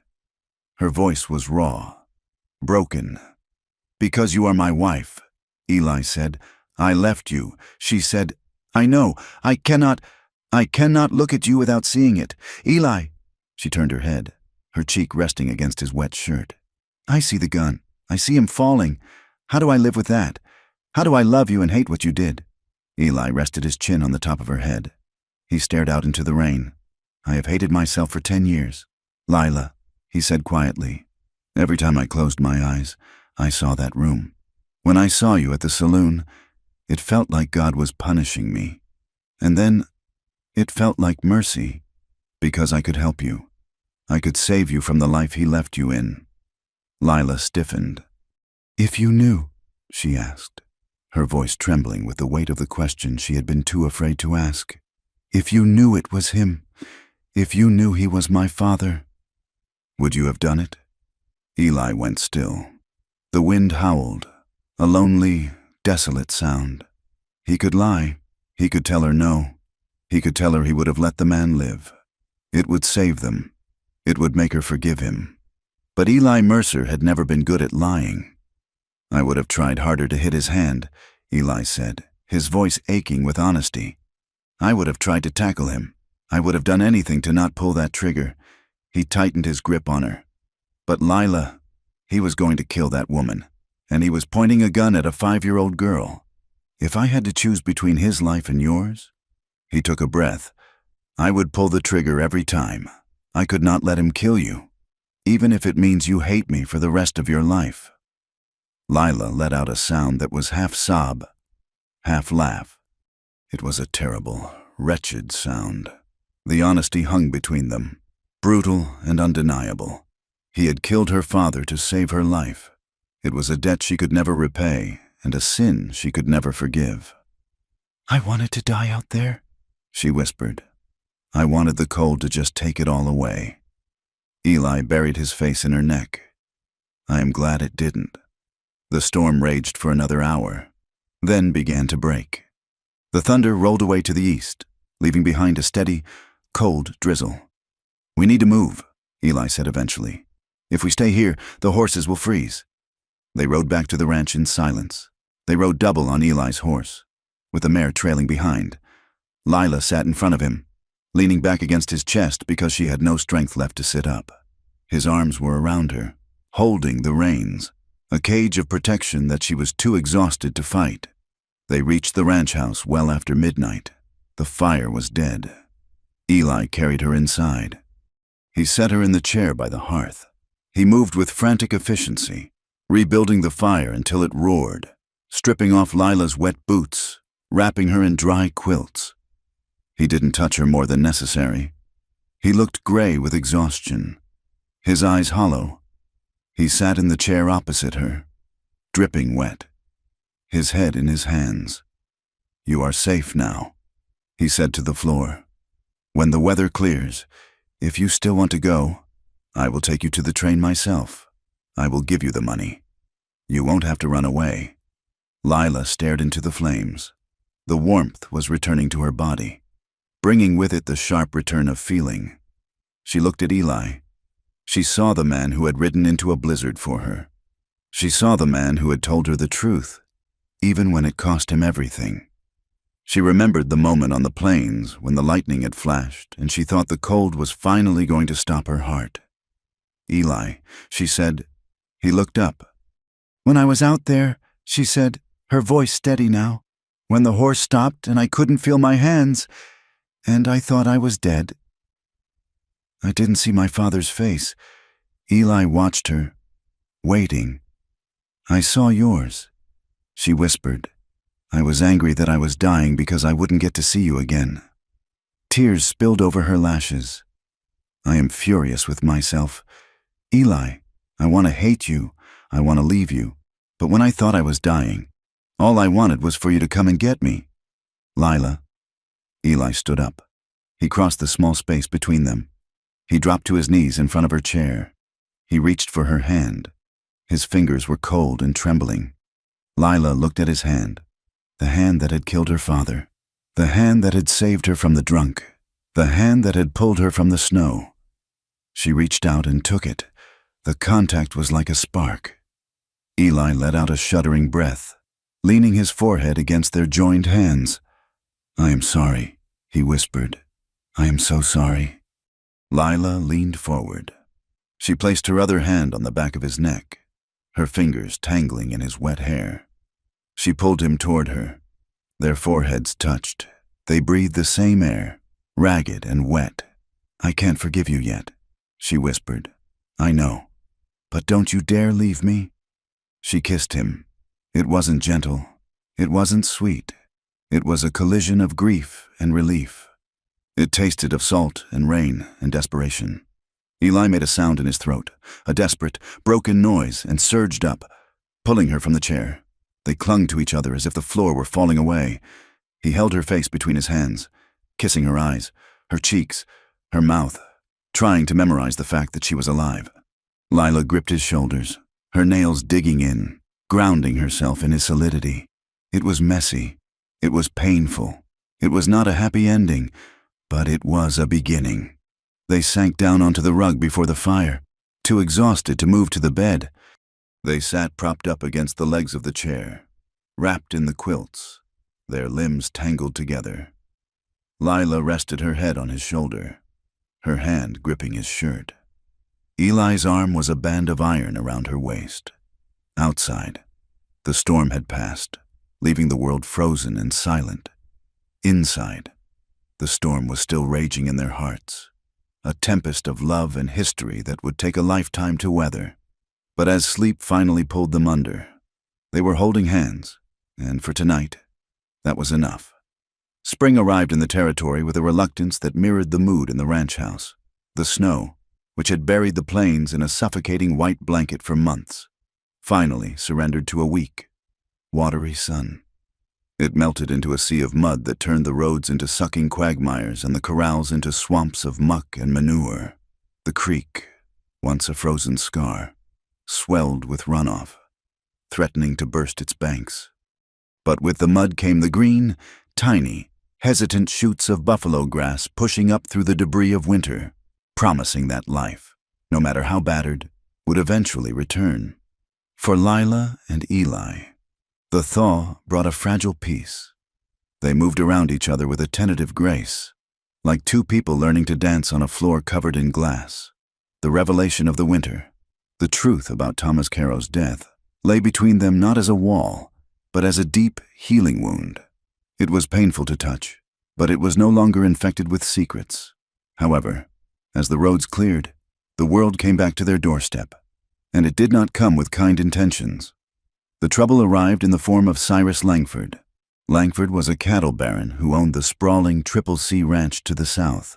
He was a man of immense girth and appetite, with a face like a cured ham and eyes that saw everything in terms of profit and loss.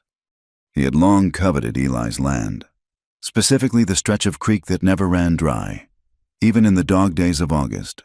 For years, Eli had refused Langford's offers to buy him out. But Langford was a patient predator, and in the scandal of Eli's past, he saw the weakness he had been waiting for. He did not come to the ranch himself. He sent his influence ahead of him like a plague. It started with whispers in the cattle exchanges and the saloons of Oakhaven. Langford spoke loudly over his brandy about the sanctity of the law and the danger of allowing violent men to hold land in a civilized territory. He wondered aloud, to anyone who would listen, if a man who killed a father could ever truly be trusted to be a neighbor. He painted a picture of Eli not as a homesteader, but as a lurking threat, a gunslinger hiding in rancher's clothing. And he painted Lila not as a victim, but as a willing accomplice, a saloon girl wife, who had bedded her father's killer for a slice of land. The effects were immediate.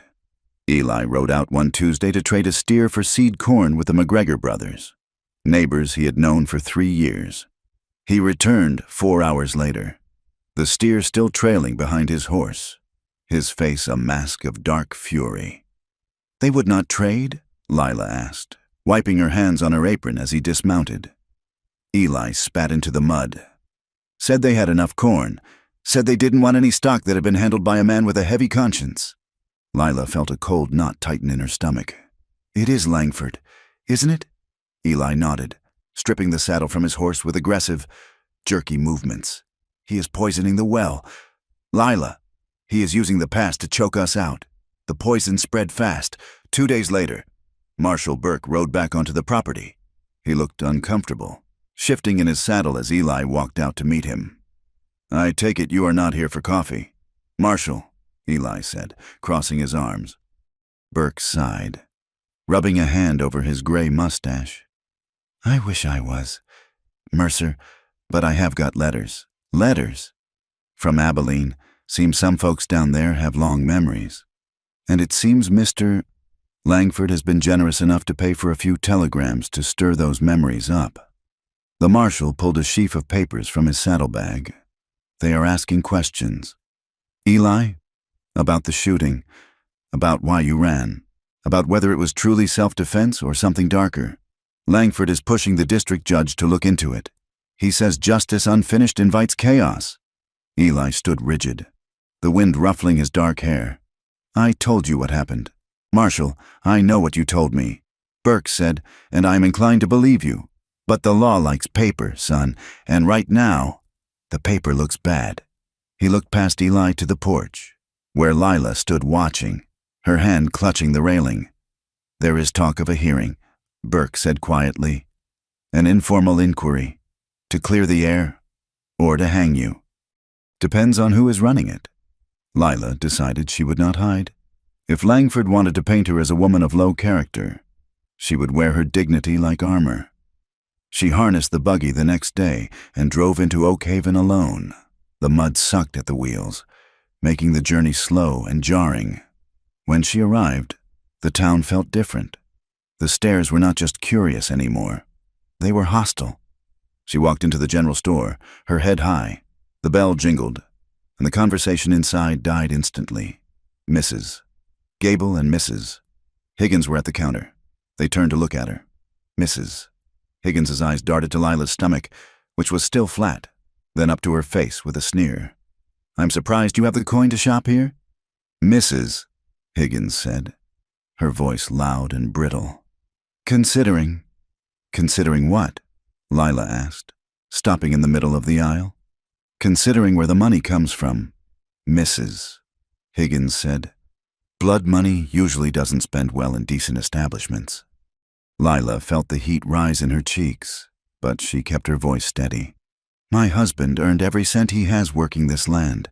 Your husband, Mrs." Higgins scoffed.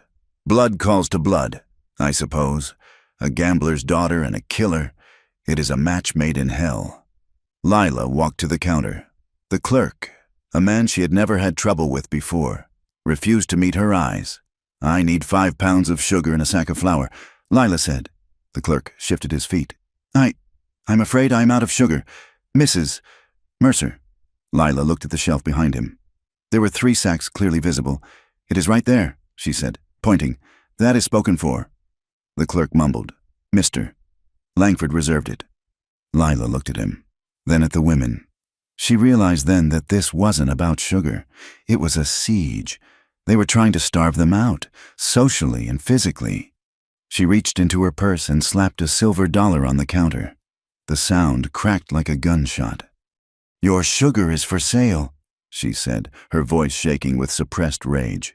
"And my money is as good as Langford's. If you refuse me, I will tell the marshal that you are violating the territory commerce laws."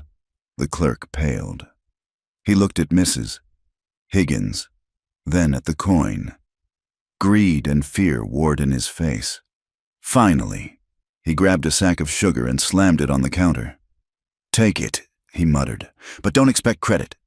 Lila took the sack, It felt heavy, like a stone. She walked out of the store, feeling the eyes of the town boring into her back. Dirty money? She heard Mrs. Higgins whisper. Lila climbed into the buggy, her hands trembling so hard she could barely hold the reins. She didn't cry. She was past tears. She was furious. That night, the wind picked up again, whistling through the chinking of the logs. Eli sat at the table, a map spread out before him. Oregon, he said, tracing a line with his finger, or maybe deeper into the Dakota hills. There is land there where no one knows us. Lila stood by the fire, stirring a pot of beans. She slammed the spoon down. No. Eli looked up, startled. Lila, look at what is happening. They won't let us live. Langford has the town in his pocket. If we stay, they will bleed us dry. If we run, Lila said, turning to face him, we are just doing what you did 10 years ago. We are proving them right. Eli flinched. That is not fair. It is the truth, Lila argued, crossing the room to stand over him. If we leave, we are admitting guilt. We are saying that you are a murderer and I am ashamed. I am trying to protect you, Eli shouted, slamming his hand on the map. I don't want you to be the pariah of this county. I'm already a pariah. Eli, Lila shouted back, I was a pariah in the saloon. I was a pariah when I was an orphan. I am done running. She took a breath, her chest heaving. This is our land. Eli, we built this. We survived the winter. We survived the truth. I will not let a fat man with a checkbook chase me off my home. Eli looked at her. He saw the fire in her eyes, the set of her jaw.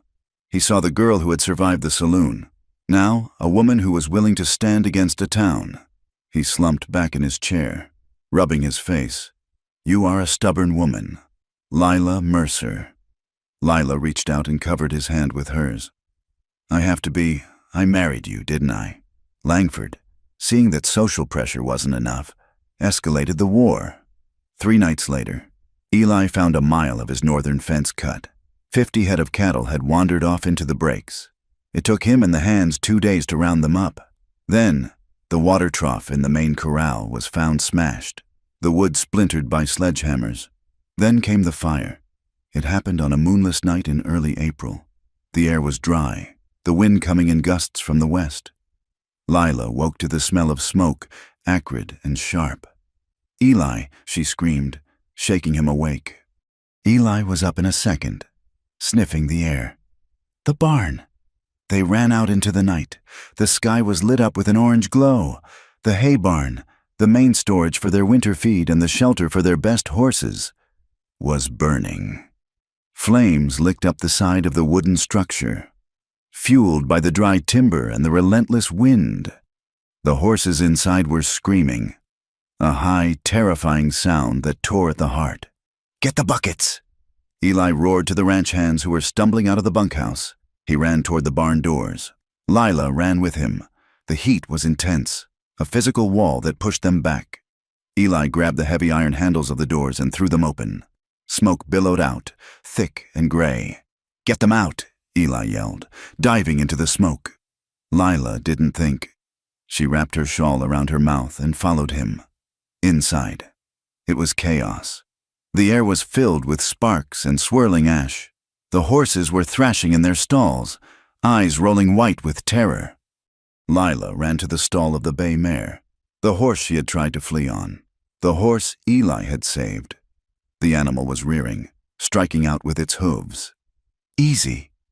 Lila coughed, shielding her eyes. Easy, girl.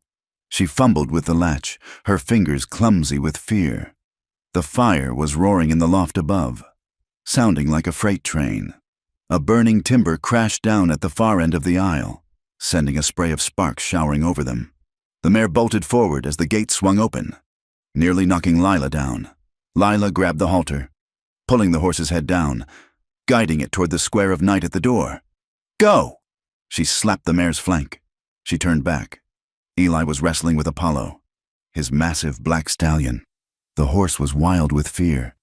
Backing into the corner of the stall, Eli, Lila screamed. The roof, above them, the main beam groaned, cracking under the heat. Eli let go of the stallion's halter and grabbed a blanket, throwing it over the horse's head. Blinded, the animal calmed for a split second. Eli grabbed the lead rope and pulled. "Come on, you stubborn bastard." He dragged the horse out of the stall. Lila ran to help him. Together, they guided the massive animal through the smoke-choked aisle. They burst out into the cool night air just as the roof of the barn gave way with a thunderous crash. A geyser of sparks shot up into the sky. They stumbled away from the heat, coughing, their faces blackened with soot. The stallion shook the blanket off and trotted to the safety of the corral where the other horses were huddled. Lila bent double, hands on her knees, gasping for air. Her lungs burned. Her eyes streamed. She felt a hand on her back. "Eli." He pulled her upright. He looked at her, her hair singed, her face streaked with ash and sweat, her nightgown torn at the hem. "Are you hurt?" he rasped. "No," she coughed. "Just smoked." Eli pulled her into his arms. He held her with a ferocity that cracked her ribs. They stood there, illuminated by the burning skeleton of their barn, watching the fruit of their labor turn to ash. "It was Langford," Eli said, his voice cold as the grave. "I know," Lila whispered. She looked up at him. His eyes were hard, but not with the desire to run. They were filled with a warrior's resolve. "We are not leaving," Eli said. "No," Lila agreed. "We are not." The hearing was set for a week later. The marshal, pressured by Langford and the town council, had no choice. It wasn't a formal trial, but it carried the weight of one. It was an inquiry into the character and history of Eli Mercer. The meeting hall in Oak Haven was packed. Every bench was filled. Men stood along the back walls, hats in hands. Women sat in the front rows, their faces pinched with anticipation. Langford sat in the front row, looking like a toad in a silk vest, flanked by his lawyers and hired men. Lila and Eli sat at a small table near the front. Eli wore his only suit, brushed clean but showing wear at the cuffs. Lila wore her navy wool dress, her hair pinned back severely. Under the table, their hands were locked together. Eli's hand was cold and sweating. Lila squeezed it until her fingers ached. Marshal Burke stood at the podium. He looked tired. "This ain't a court of law," he announced, his voice booming. "But there are questions that need answering regarding the death of Thomas Caro in Abilene, 1872, and the involvement of Mr. Mercer here. Witnesses were called. A drifter named Silas, who looked like he had been paid in whiskey, took the stand. He claimed to remember seeing a wild-eyed kid gun down a man in cold blood. He didn't give the fella a chance." Silas lied, avoiding Eli's gaze. "Just walked up and put a hole in him." Langford's lawyer, a slick man from Denver, gave a speech about how the West was being tamed and how there was no room for vigilante justice or men who hid their violent pasts. Then Eli was called. He stood up. He walked to the front of the room. He didn't look at the crowd. He looked at the marshal. "Mr. Mercer," the marshal asked, "did you kill Thomas Caro?" "I did," Eli said. His voice was low, carrying to the back of the room without shouting. "Why?" "He was armed. He was drunk. He was threatening the lives of a woman and a child. Did you know him? No? Did you flee the scene? Yes. I was young. I was afraid of the rope. I was wrong to run, but I was not wrong to shoot." Eli sat down. There was no pleading, no emotion, just the granite facts. The room murmured. It wasn't enough. It was his word against the shadows of the past. Langford was smiling. Then the marshal looked at his notes. "Mrs. Mercer," he said. Lila froze. She hadn't expected to speak. The room turned to look at her. The curiosity was palpable. The daughter of the victim. The wife of the killer. It was the kind of drama they lived for. Lila stood up. Her knees felt like water. The silver locket against her chest felt heavy, like a millstone. She walked to the front. She looked at the crowd. She saw Mrs. Higgins. She saw the clerk who had denied her sugar. She saw Langford, looking at her with amused contempt. And then she looked at Eli. He was watching her with terror in his eyes. He thought she might break. He thought she might save herself, and damn him. Lila took a deep breath. "My father," she began, her voice trembling slightly. Then, finding its strength, "was Thomas Caro." The room went silent. "He was a man who loved to sing," Lila said. "He had a smile that could charm the sun out of the clouds. He loved me." She paused. "But he was also a man who loved the bottle more than he loved his dignity. And when he drank, the demons came out." A gasp went through the room. A daughter speaking ill of the dead was a taboo. "He gambled away our money," Lila continued, staring straight at Mrs. Higgins. "He dragged me from town to town, sleeping in wagons, running from debts. I loved him, but I was afraid of him." She turned to look at the marshal. "I was there that night in Abilene." The marshal's eyebrows shot up. "You were?" "I was 5 years old," Lila said. "I was hiding behind a barrel under the stairs. I saw my father arguing with a card dealer. I saw him pull his gun." She closed her eyes for a second, forcing herself to see the truth, stripping away the nostalgia she had used to survive for so long. He grabbed a serving girl by the hair. She said clearly. He put the gun to her head.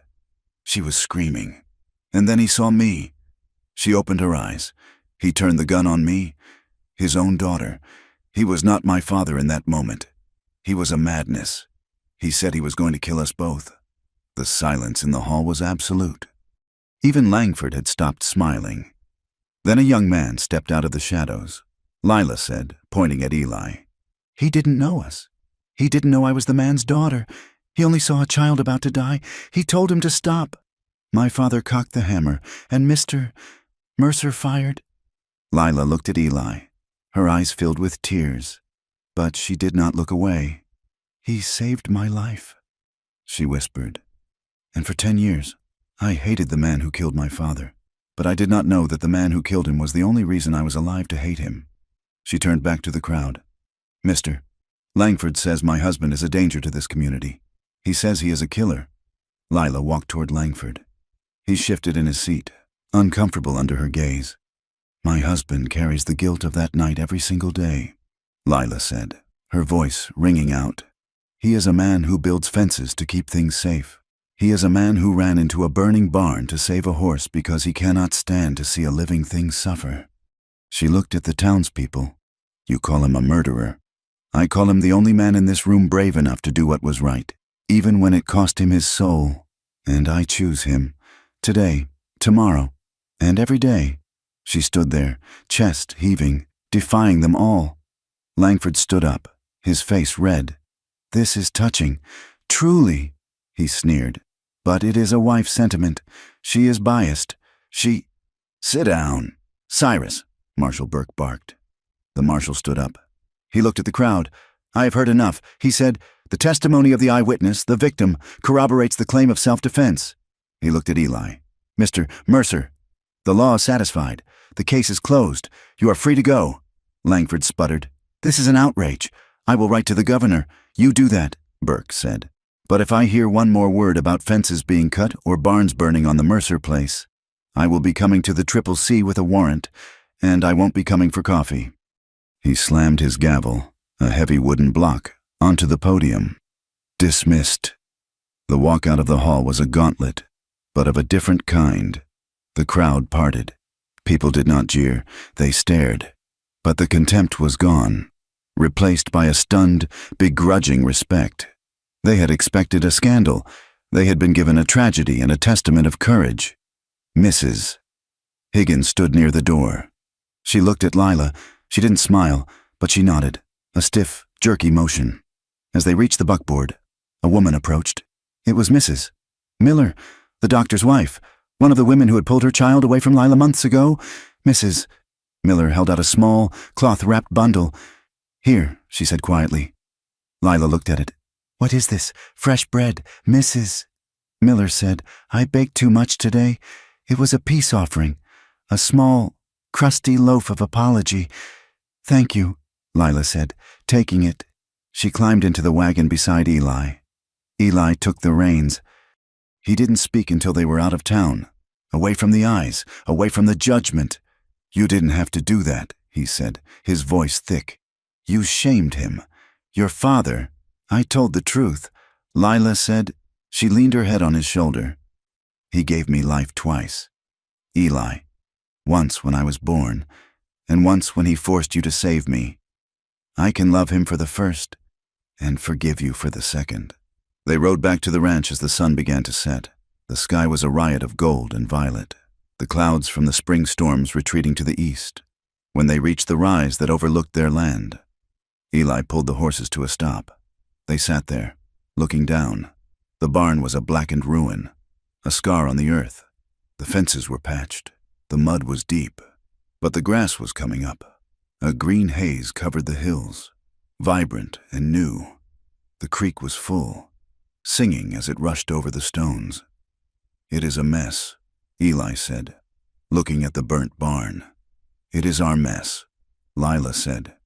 She reached for his hand. He took it, his grip strong and sure. They were bone-weary.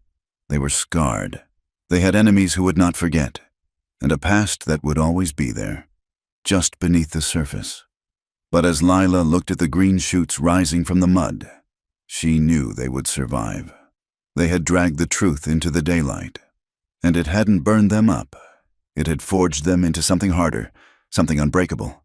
"Let's go home, Eli," she said. Eli clicked his tongue to the horses. "Let's go home, wife." They rode down the hill together, into the deepening twilight, ready to build again from the ashes. The seasons on the high plains did not turn gently. They broke and reformed, violent and absolute. Summer came to the Mercer Ranch with a fierce, dry heat that baked the mud of spring into hardpan as solid as iron. The skeleton of the new barn rose from the ashes of the old one, the smell of fresh-cut pine slowly replacing the acrid scent of char that had lingered for months. The land was healing.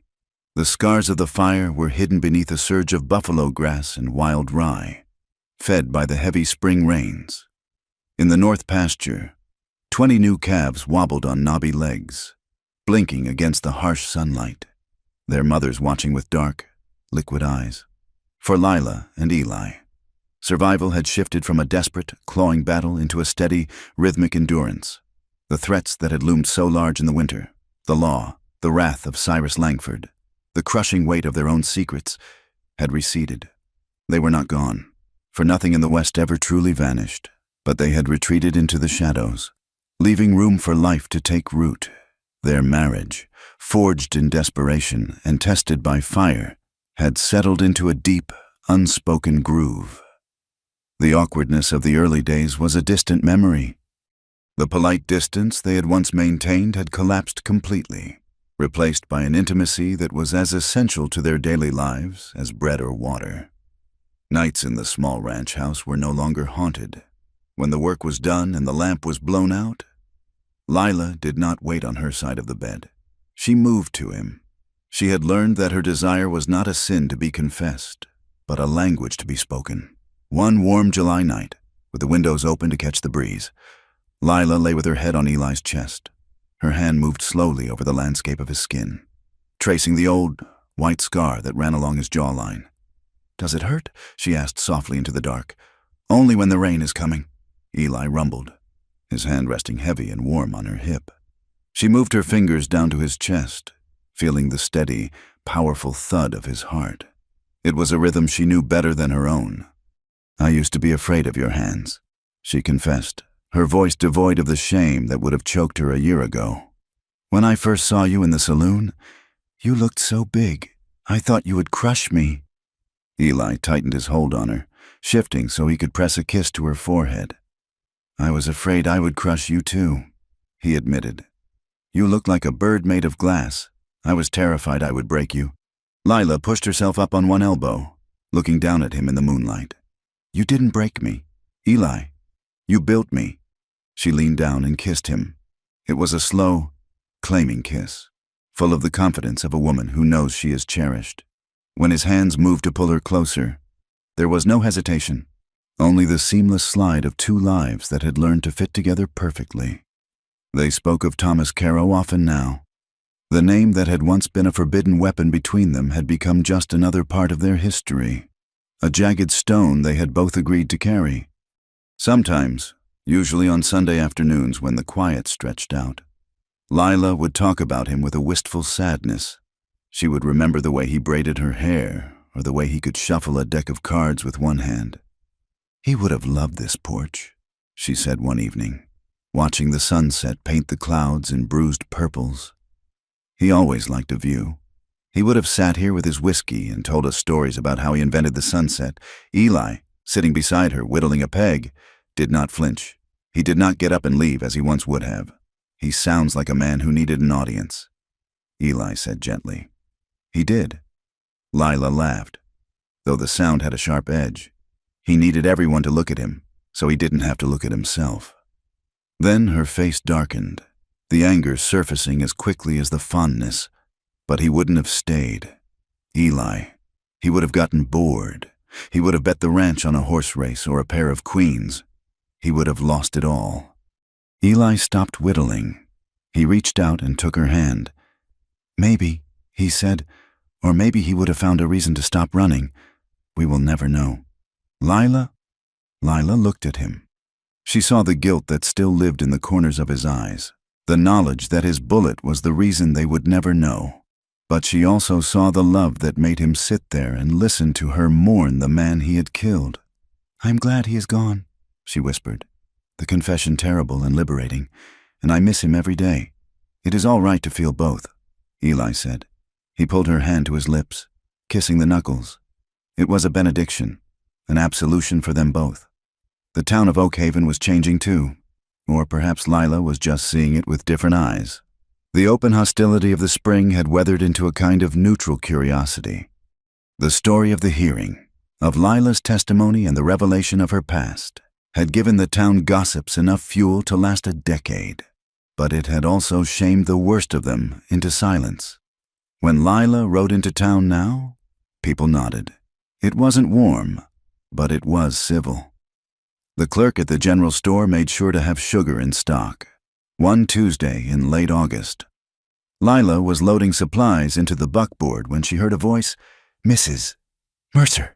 She turned to see Sarah Holloway striding toward her. The widow was wearing a man's felt hat and a dress that had seen better decades, but her smile was genuine. "Mrs. Holloway," Lila said, smiling back. "Sarah," the older woman corrected. "I told you, we are past titles. I was coming out to your place tomorrow. I have got a surplus of canning jars. Thought you might need them for the peaches." "I would appreciate that," Lila said. "Our trees are heavy this year." Sarah leaned against the wagon, lowering her voice. "I heard Cyrus Langford is buying land down in New Mexico," she said with a conspiratorial wink. "Seems he has lost his taste for Wyoming. Or maybe he just lost his taste for fighting folks who don't scare easy." Lila felt a rush of relief. "Is he leaving?" "Not entirely, but he is spending less time here. You and Eli, you stared him down. Girl, not many do that. It wasn't bravery." Lila said, "It was stubbornness." "Same thing out here," Sarah laughed. Sarah became a fixture in Lila's life. She visited the ranch once a week, bringing practical advice on everything from curing ham to treating hoof rot. But more than that, she brought friendship. They would sit in the kitchen, drinking strong coffee, and talk about the things men didn't understand. "My husband, rest his soul, was a good man," Sarah said one afternoon, "but he was hard. This land makes them hard. Lila, it is like they turn into rock to survive the wind. Eli is hard." Lila agreed, "But he is soft on the inside. He tries to hide it, but I know where to look." "Keep looking," Sarah advised, "and keep him soft. A man who forgets how to be gentle is no use to a woman, no matter how much land he holds." It was on a trip to town in September that the longing first hit Lila. She had finished her errands and was waiting for Eli to conclude a business deal at the bank. She wandered down the street toward the small, whitewashed schoolhouse on the edge of town. It was recess. A dozen children were running in the yard, screaming with the high, bright energy of youth. Girls in pinafores were playing tag. Boys were wrestling in the dirt. Lila stood by the fence, watching them. She felt a sudden, physical ache in the center of her chest. It was a hollow space she hadn't realized was there. She thought of her own childhood, the back rooms of saloons, the lonely wagon rides, the fear. She had never played tag. She had never had a pinafore that stayed clean. She watched a little girl with blonde braids fall down and scrape her knee. The girl cried out, and immediately, an older boy ran over, helped her up, and dusted off her dress. Lila's hand went to her stomach. She wondered what it would be like to raise a child who didn't have to hide, to raise a child who knew that dinner was always at 6 o'clock and that their father would always come home. Eli walked up beside her, his boots silent in the dust. He followed her gaze to the schoolyard. "They are loud," he commented, but his voice was soft. "They are happy," Lila said. Eli looked at her. He studied her profile, the longing in her eyes, the way her hand rested on the fence rail. "Do you want that, Lila?" he asked. Lila turned to him. The question hung in the air, heavy and terrifying. "I don't know," she whispered. "I'm afraid. Eli, the world is so hard. What if we are not good enough? What if we are like my parents?" Eli reached out and tucked a stray strand of hair behind her ear. "You are not your mother, Lila, and I am not your father." He looked back at the children. "I can't promise it would be easy, but I can promise that any child of ours would never have to hide behind a barrel." Lila looked at him, tears pricking her eyes. The ache in her chest began to change, turning from a hollow emptiness into a warm, terrifying hope. The discovery came in October, along with the first frost. Lila had been feeling tired for weeks, a bone-deep exhaustion that sleep didn't cure. Then came the morning sickness, violent and sudden. She knew. She had seen enough women in the settlements to know the signs. She waited until evening to tell him. They were eating stew by the fire. The wind was picking up outside, a reminder that winter was circling again. "Eli," she said, putting down her spoon. He looked up, sensing the change in her tone. "What is it? Is the stew bad?" "The stew is fine." Lila took a breath. She reached across the table and took his hand. "We are going to need another room," she said. Eli frowned, confused. "Another room? For what? Storage?" "For a cradle," Lila said. Eli went still. He stared at her, his spoon hovering halfway to his mouth. He looked at her stomach, hidden beneath her apron, then back at her eyes. Are you sure?" he whispered. "I am sure." Eli slowly lowered the spoon. He stood up. For a second, Lila was afraid. He looked stunned, almost stricken. Then, he walked around the table.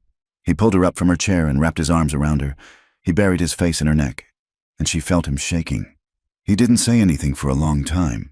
When he pulled back, his eyes were wet. "A baby," he rasped. "Yes." He put his large, calloused hands on her waist, treating her suddenly as if she were made of spun sugar. "You have to rest," he said, the protective instinct kicking in instantly. "No more hauling water, no more chopping wood. I will hire a girl from town to help." "Eli!" Lila laughed, though she was crying too. "I am pregnant, not dying. I can still work." "No," Eli said firmly. "You will not lift a finger. I will build the cradle myself. I will make it out of oak. It will be strong." He kissed her, and in his kiss, she tasted a fierce, overwhelming determination. He was already terrified. He was already a father. The pregnancy was a journey through a landscape as hazardous as the territory itself. Lila's body changed, expanding and softening. She felt heavy, ungainly. But Eli looked at her with a reverence that bordered on worship. He became a tyrant of safety. If she stepped off the porch, he was there to take her elbow. If a storm threatened, he made her stay inside the root cellar until it passed. They fought about it. "I am not an invalid. Eli." Lila snapped one day when he forbade her from hanging laundry. "Women have been having babies on this land for 1,000 years without being wrapped in cotton wool." "I am not taking chances," Eli shouted back, his fear making him loud. "I lost everything once. Lila, I am not losing you or this child because of a wet sheet." Lila looked at him, seeing the terror behind his anger. She softened. "You won't lose us," she said gently, "but you have to let me live." They learned to navigate this new terrain. Lila allowed him to pamper her, and Eli learned to trust her strength. They spent the long winter evenings planning. They debated names. They talked about the future. "If it is a boy," Eli said, "we will teach him to ride before he can walk. And if it is a girl," Lila asked. "Then we will teach her to shoot," Eli said seriously. "So she never needs a man to save her." Lila smiled, touching her belly. As the months passed, the child began to move. Lila would lie in bed, and Eli would place his hand on the swell of her stomach, his face filled with wonder as he felt the kicks and turns of the life they had made. "It is strong," he whispered one night. "Like you, like us," Lila corrected. Spring came again, bringing the time of reckoning. It was a night in late May. A thunderstorm was rolling off the mountains, bringing heavy rain and thunder that shook the ground. Lila woke with a pain that tore a gasp from her throat. Eli was awake instantly. "It is time?" Yes, he moved with the efficiency of a soldier. He lit the lamps. He stoked the fire.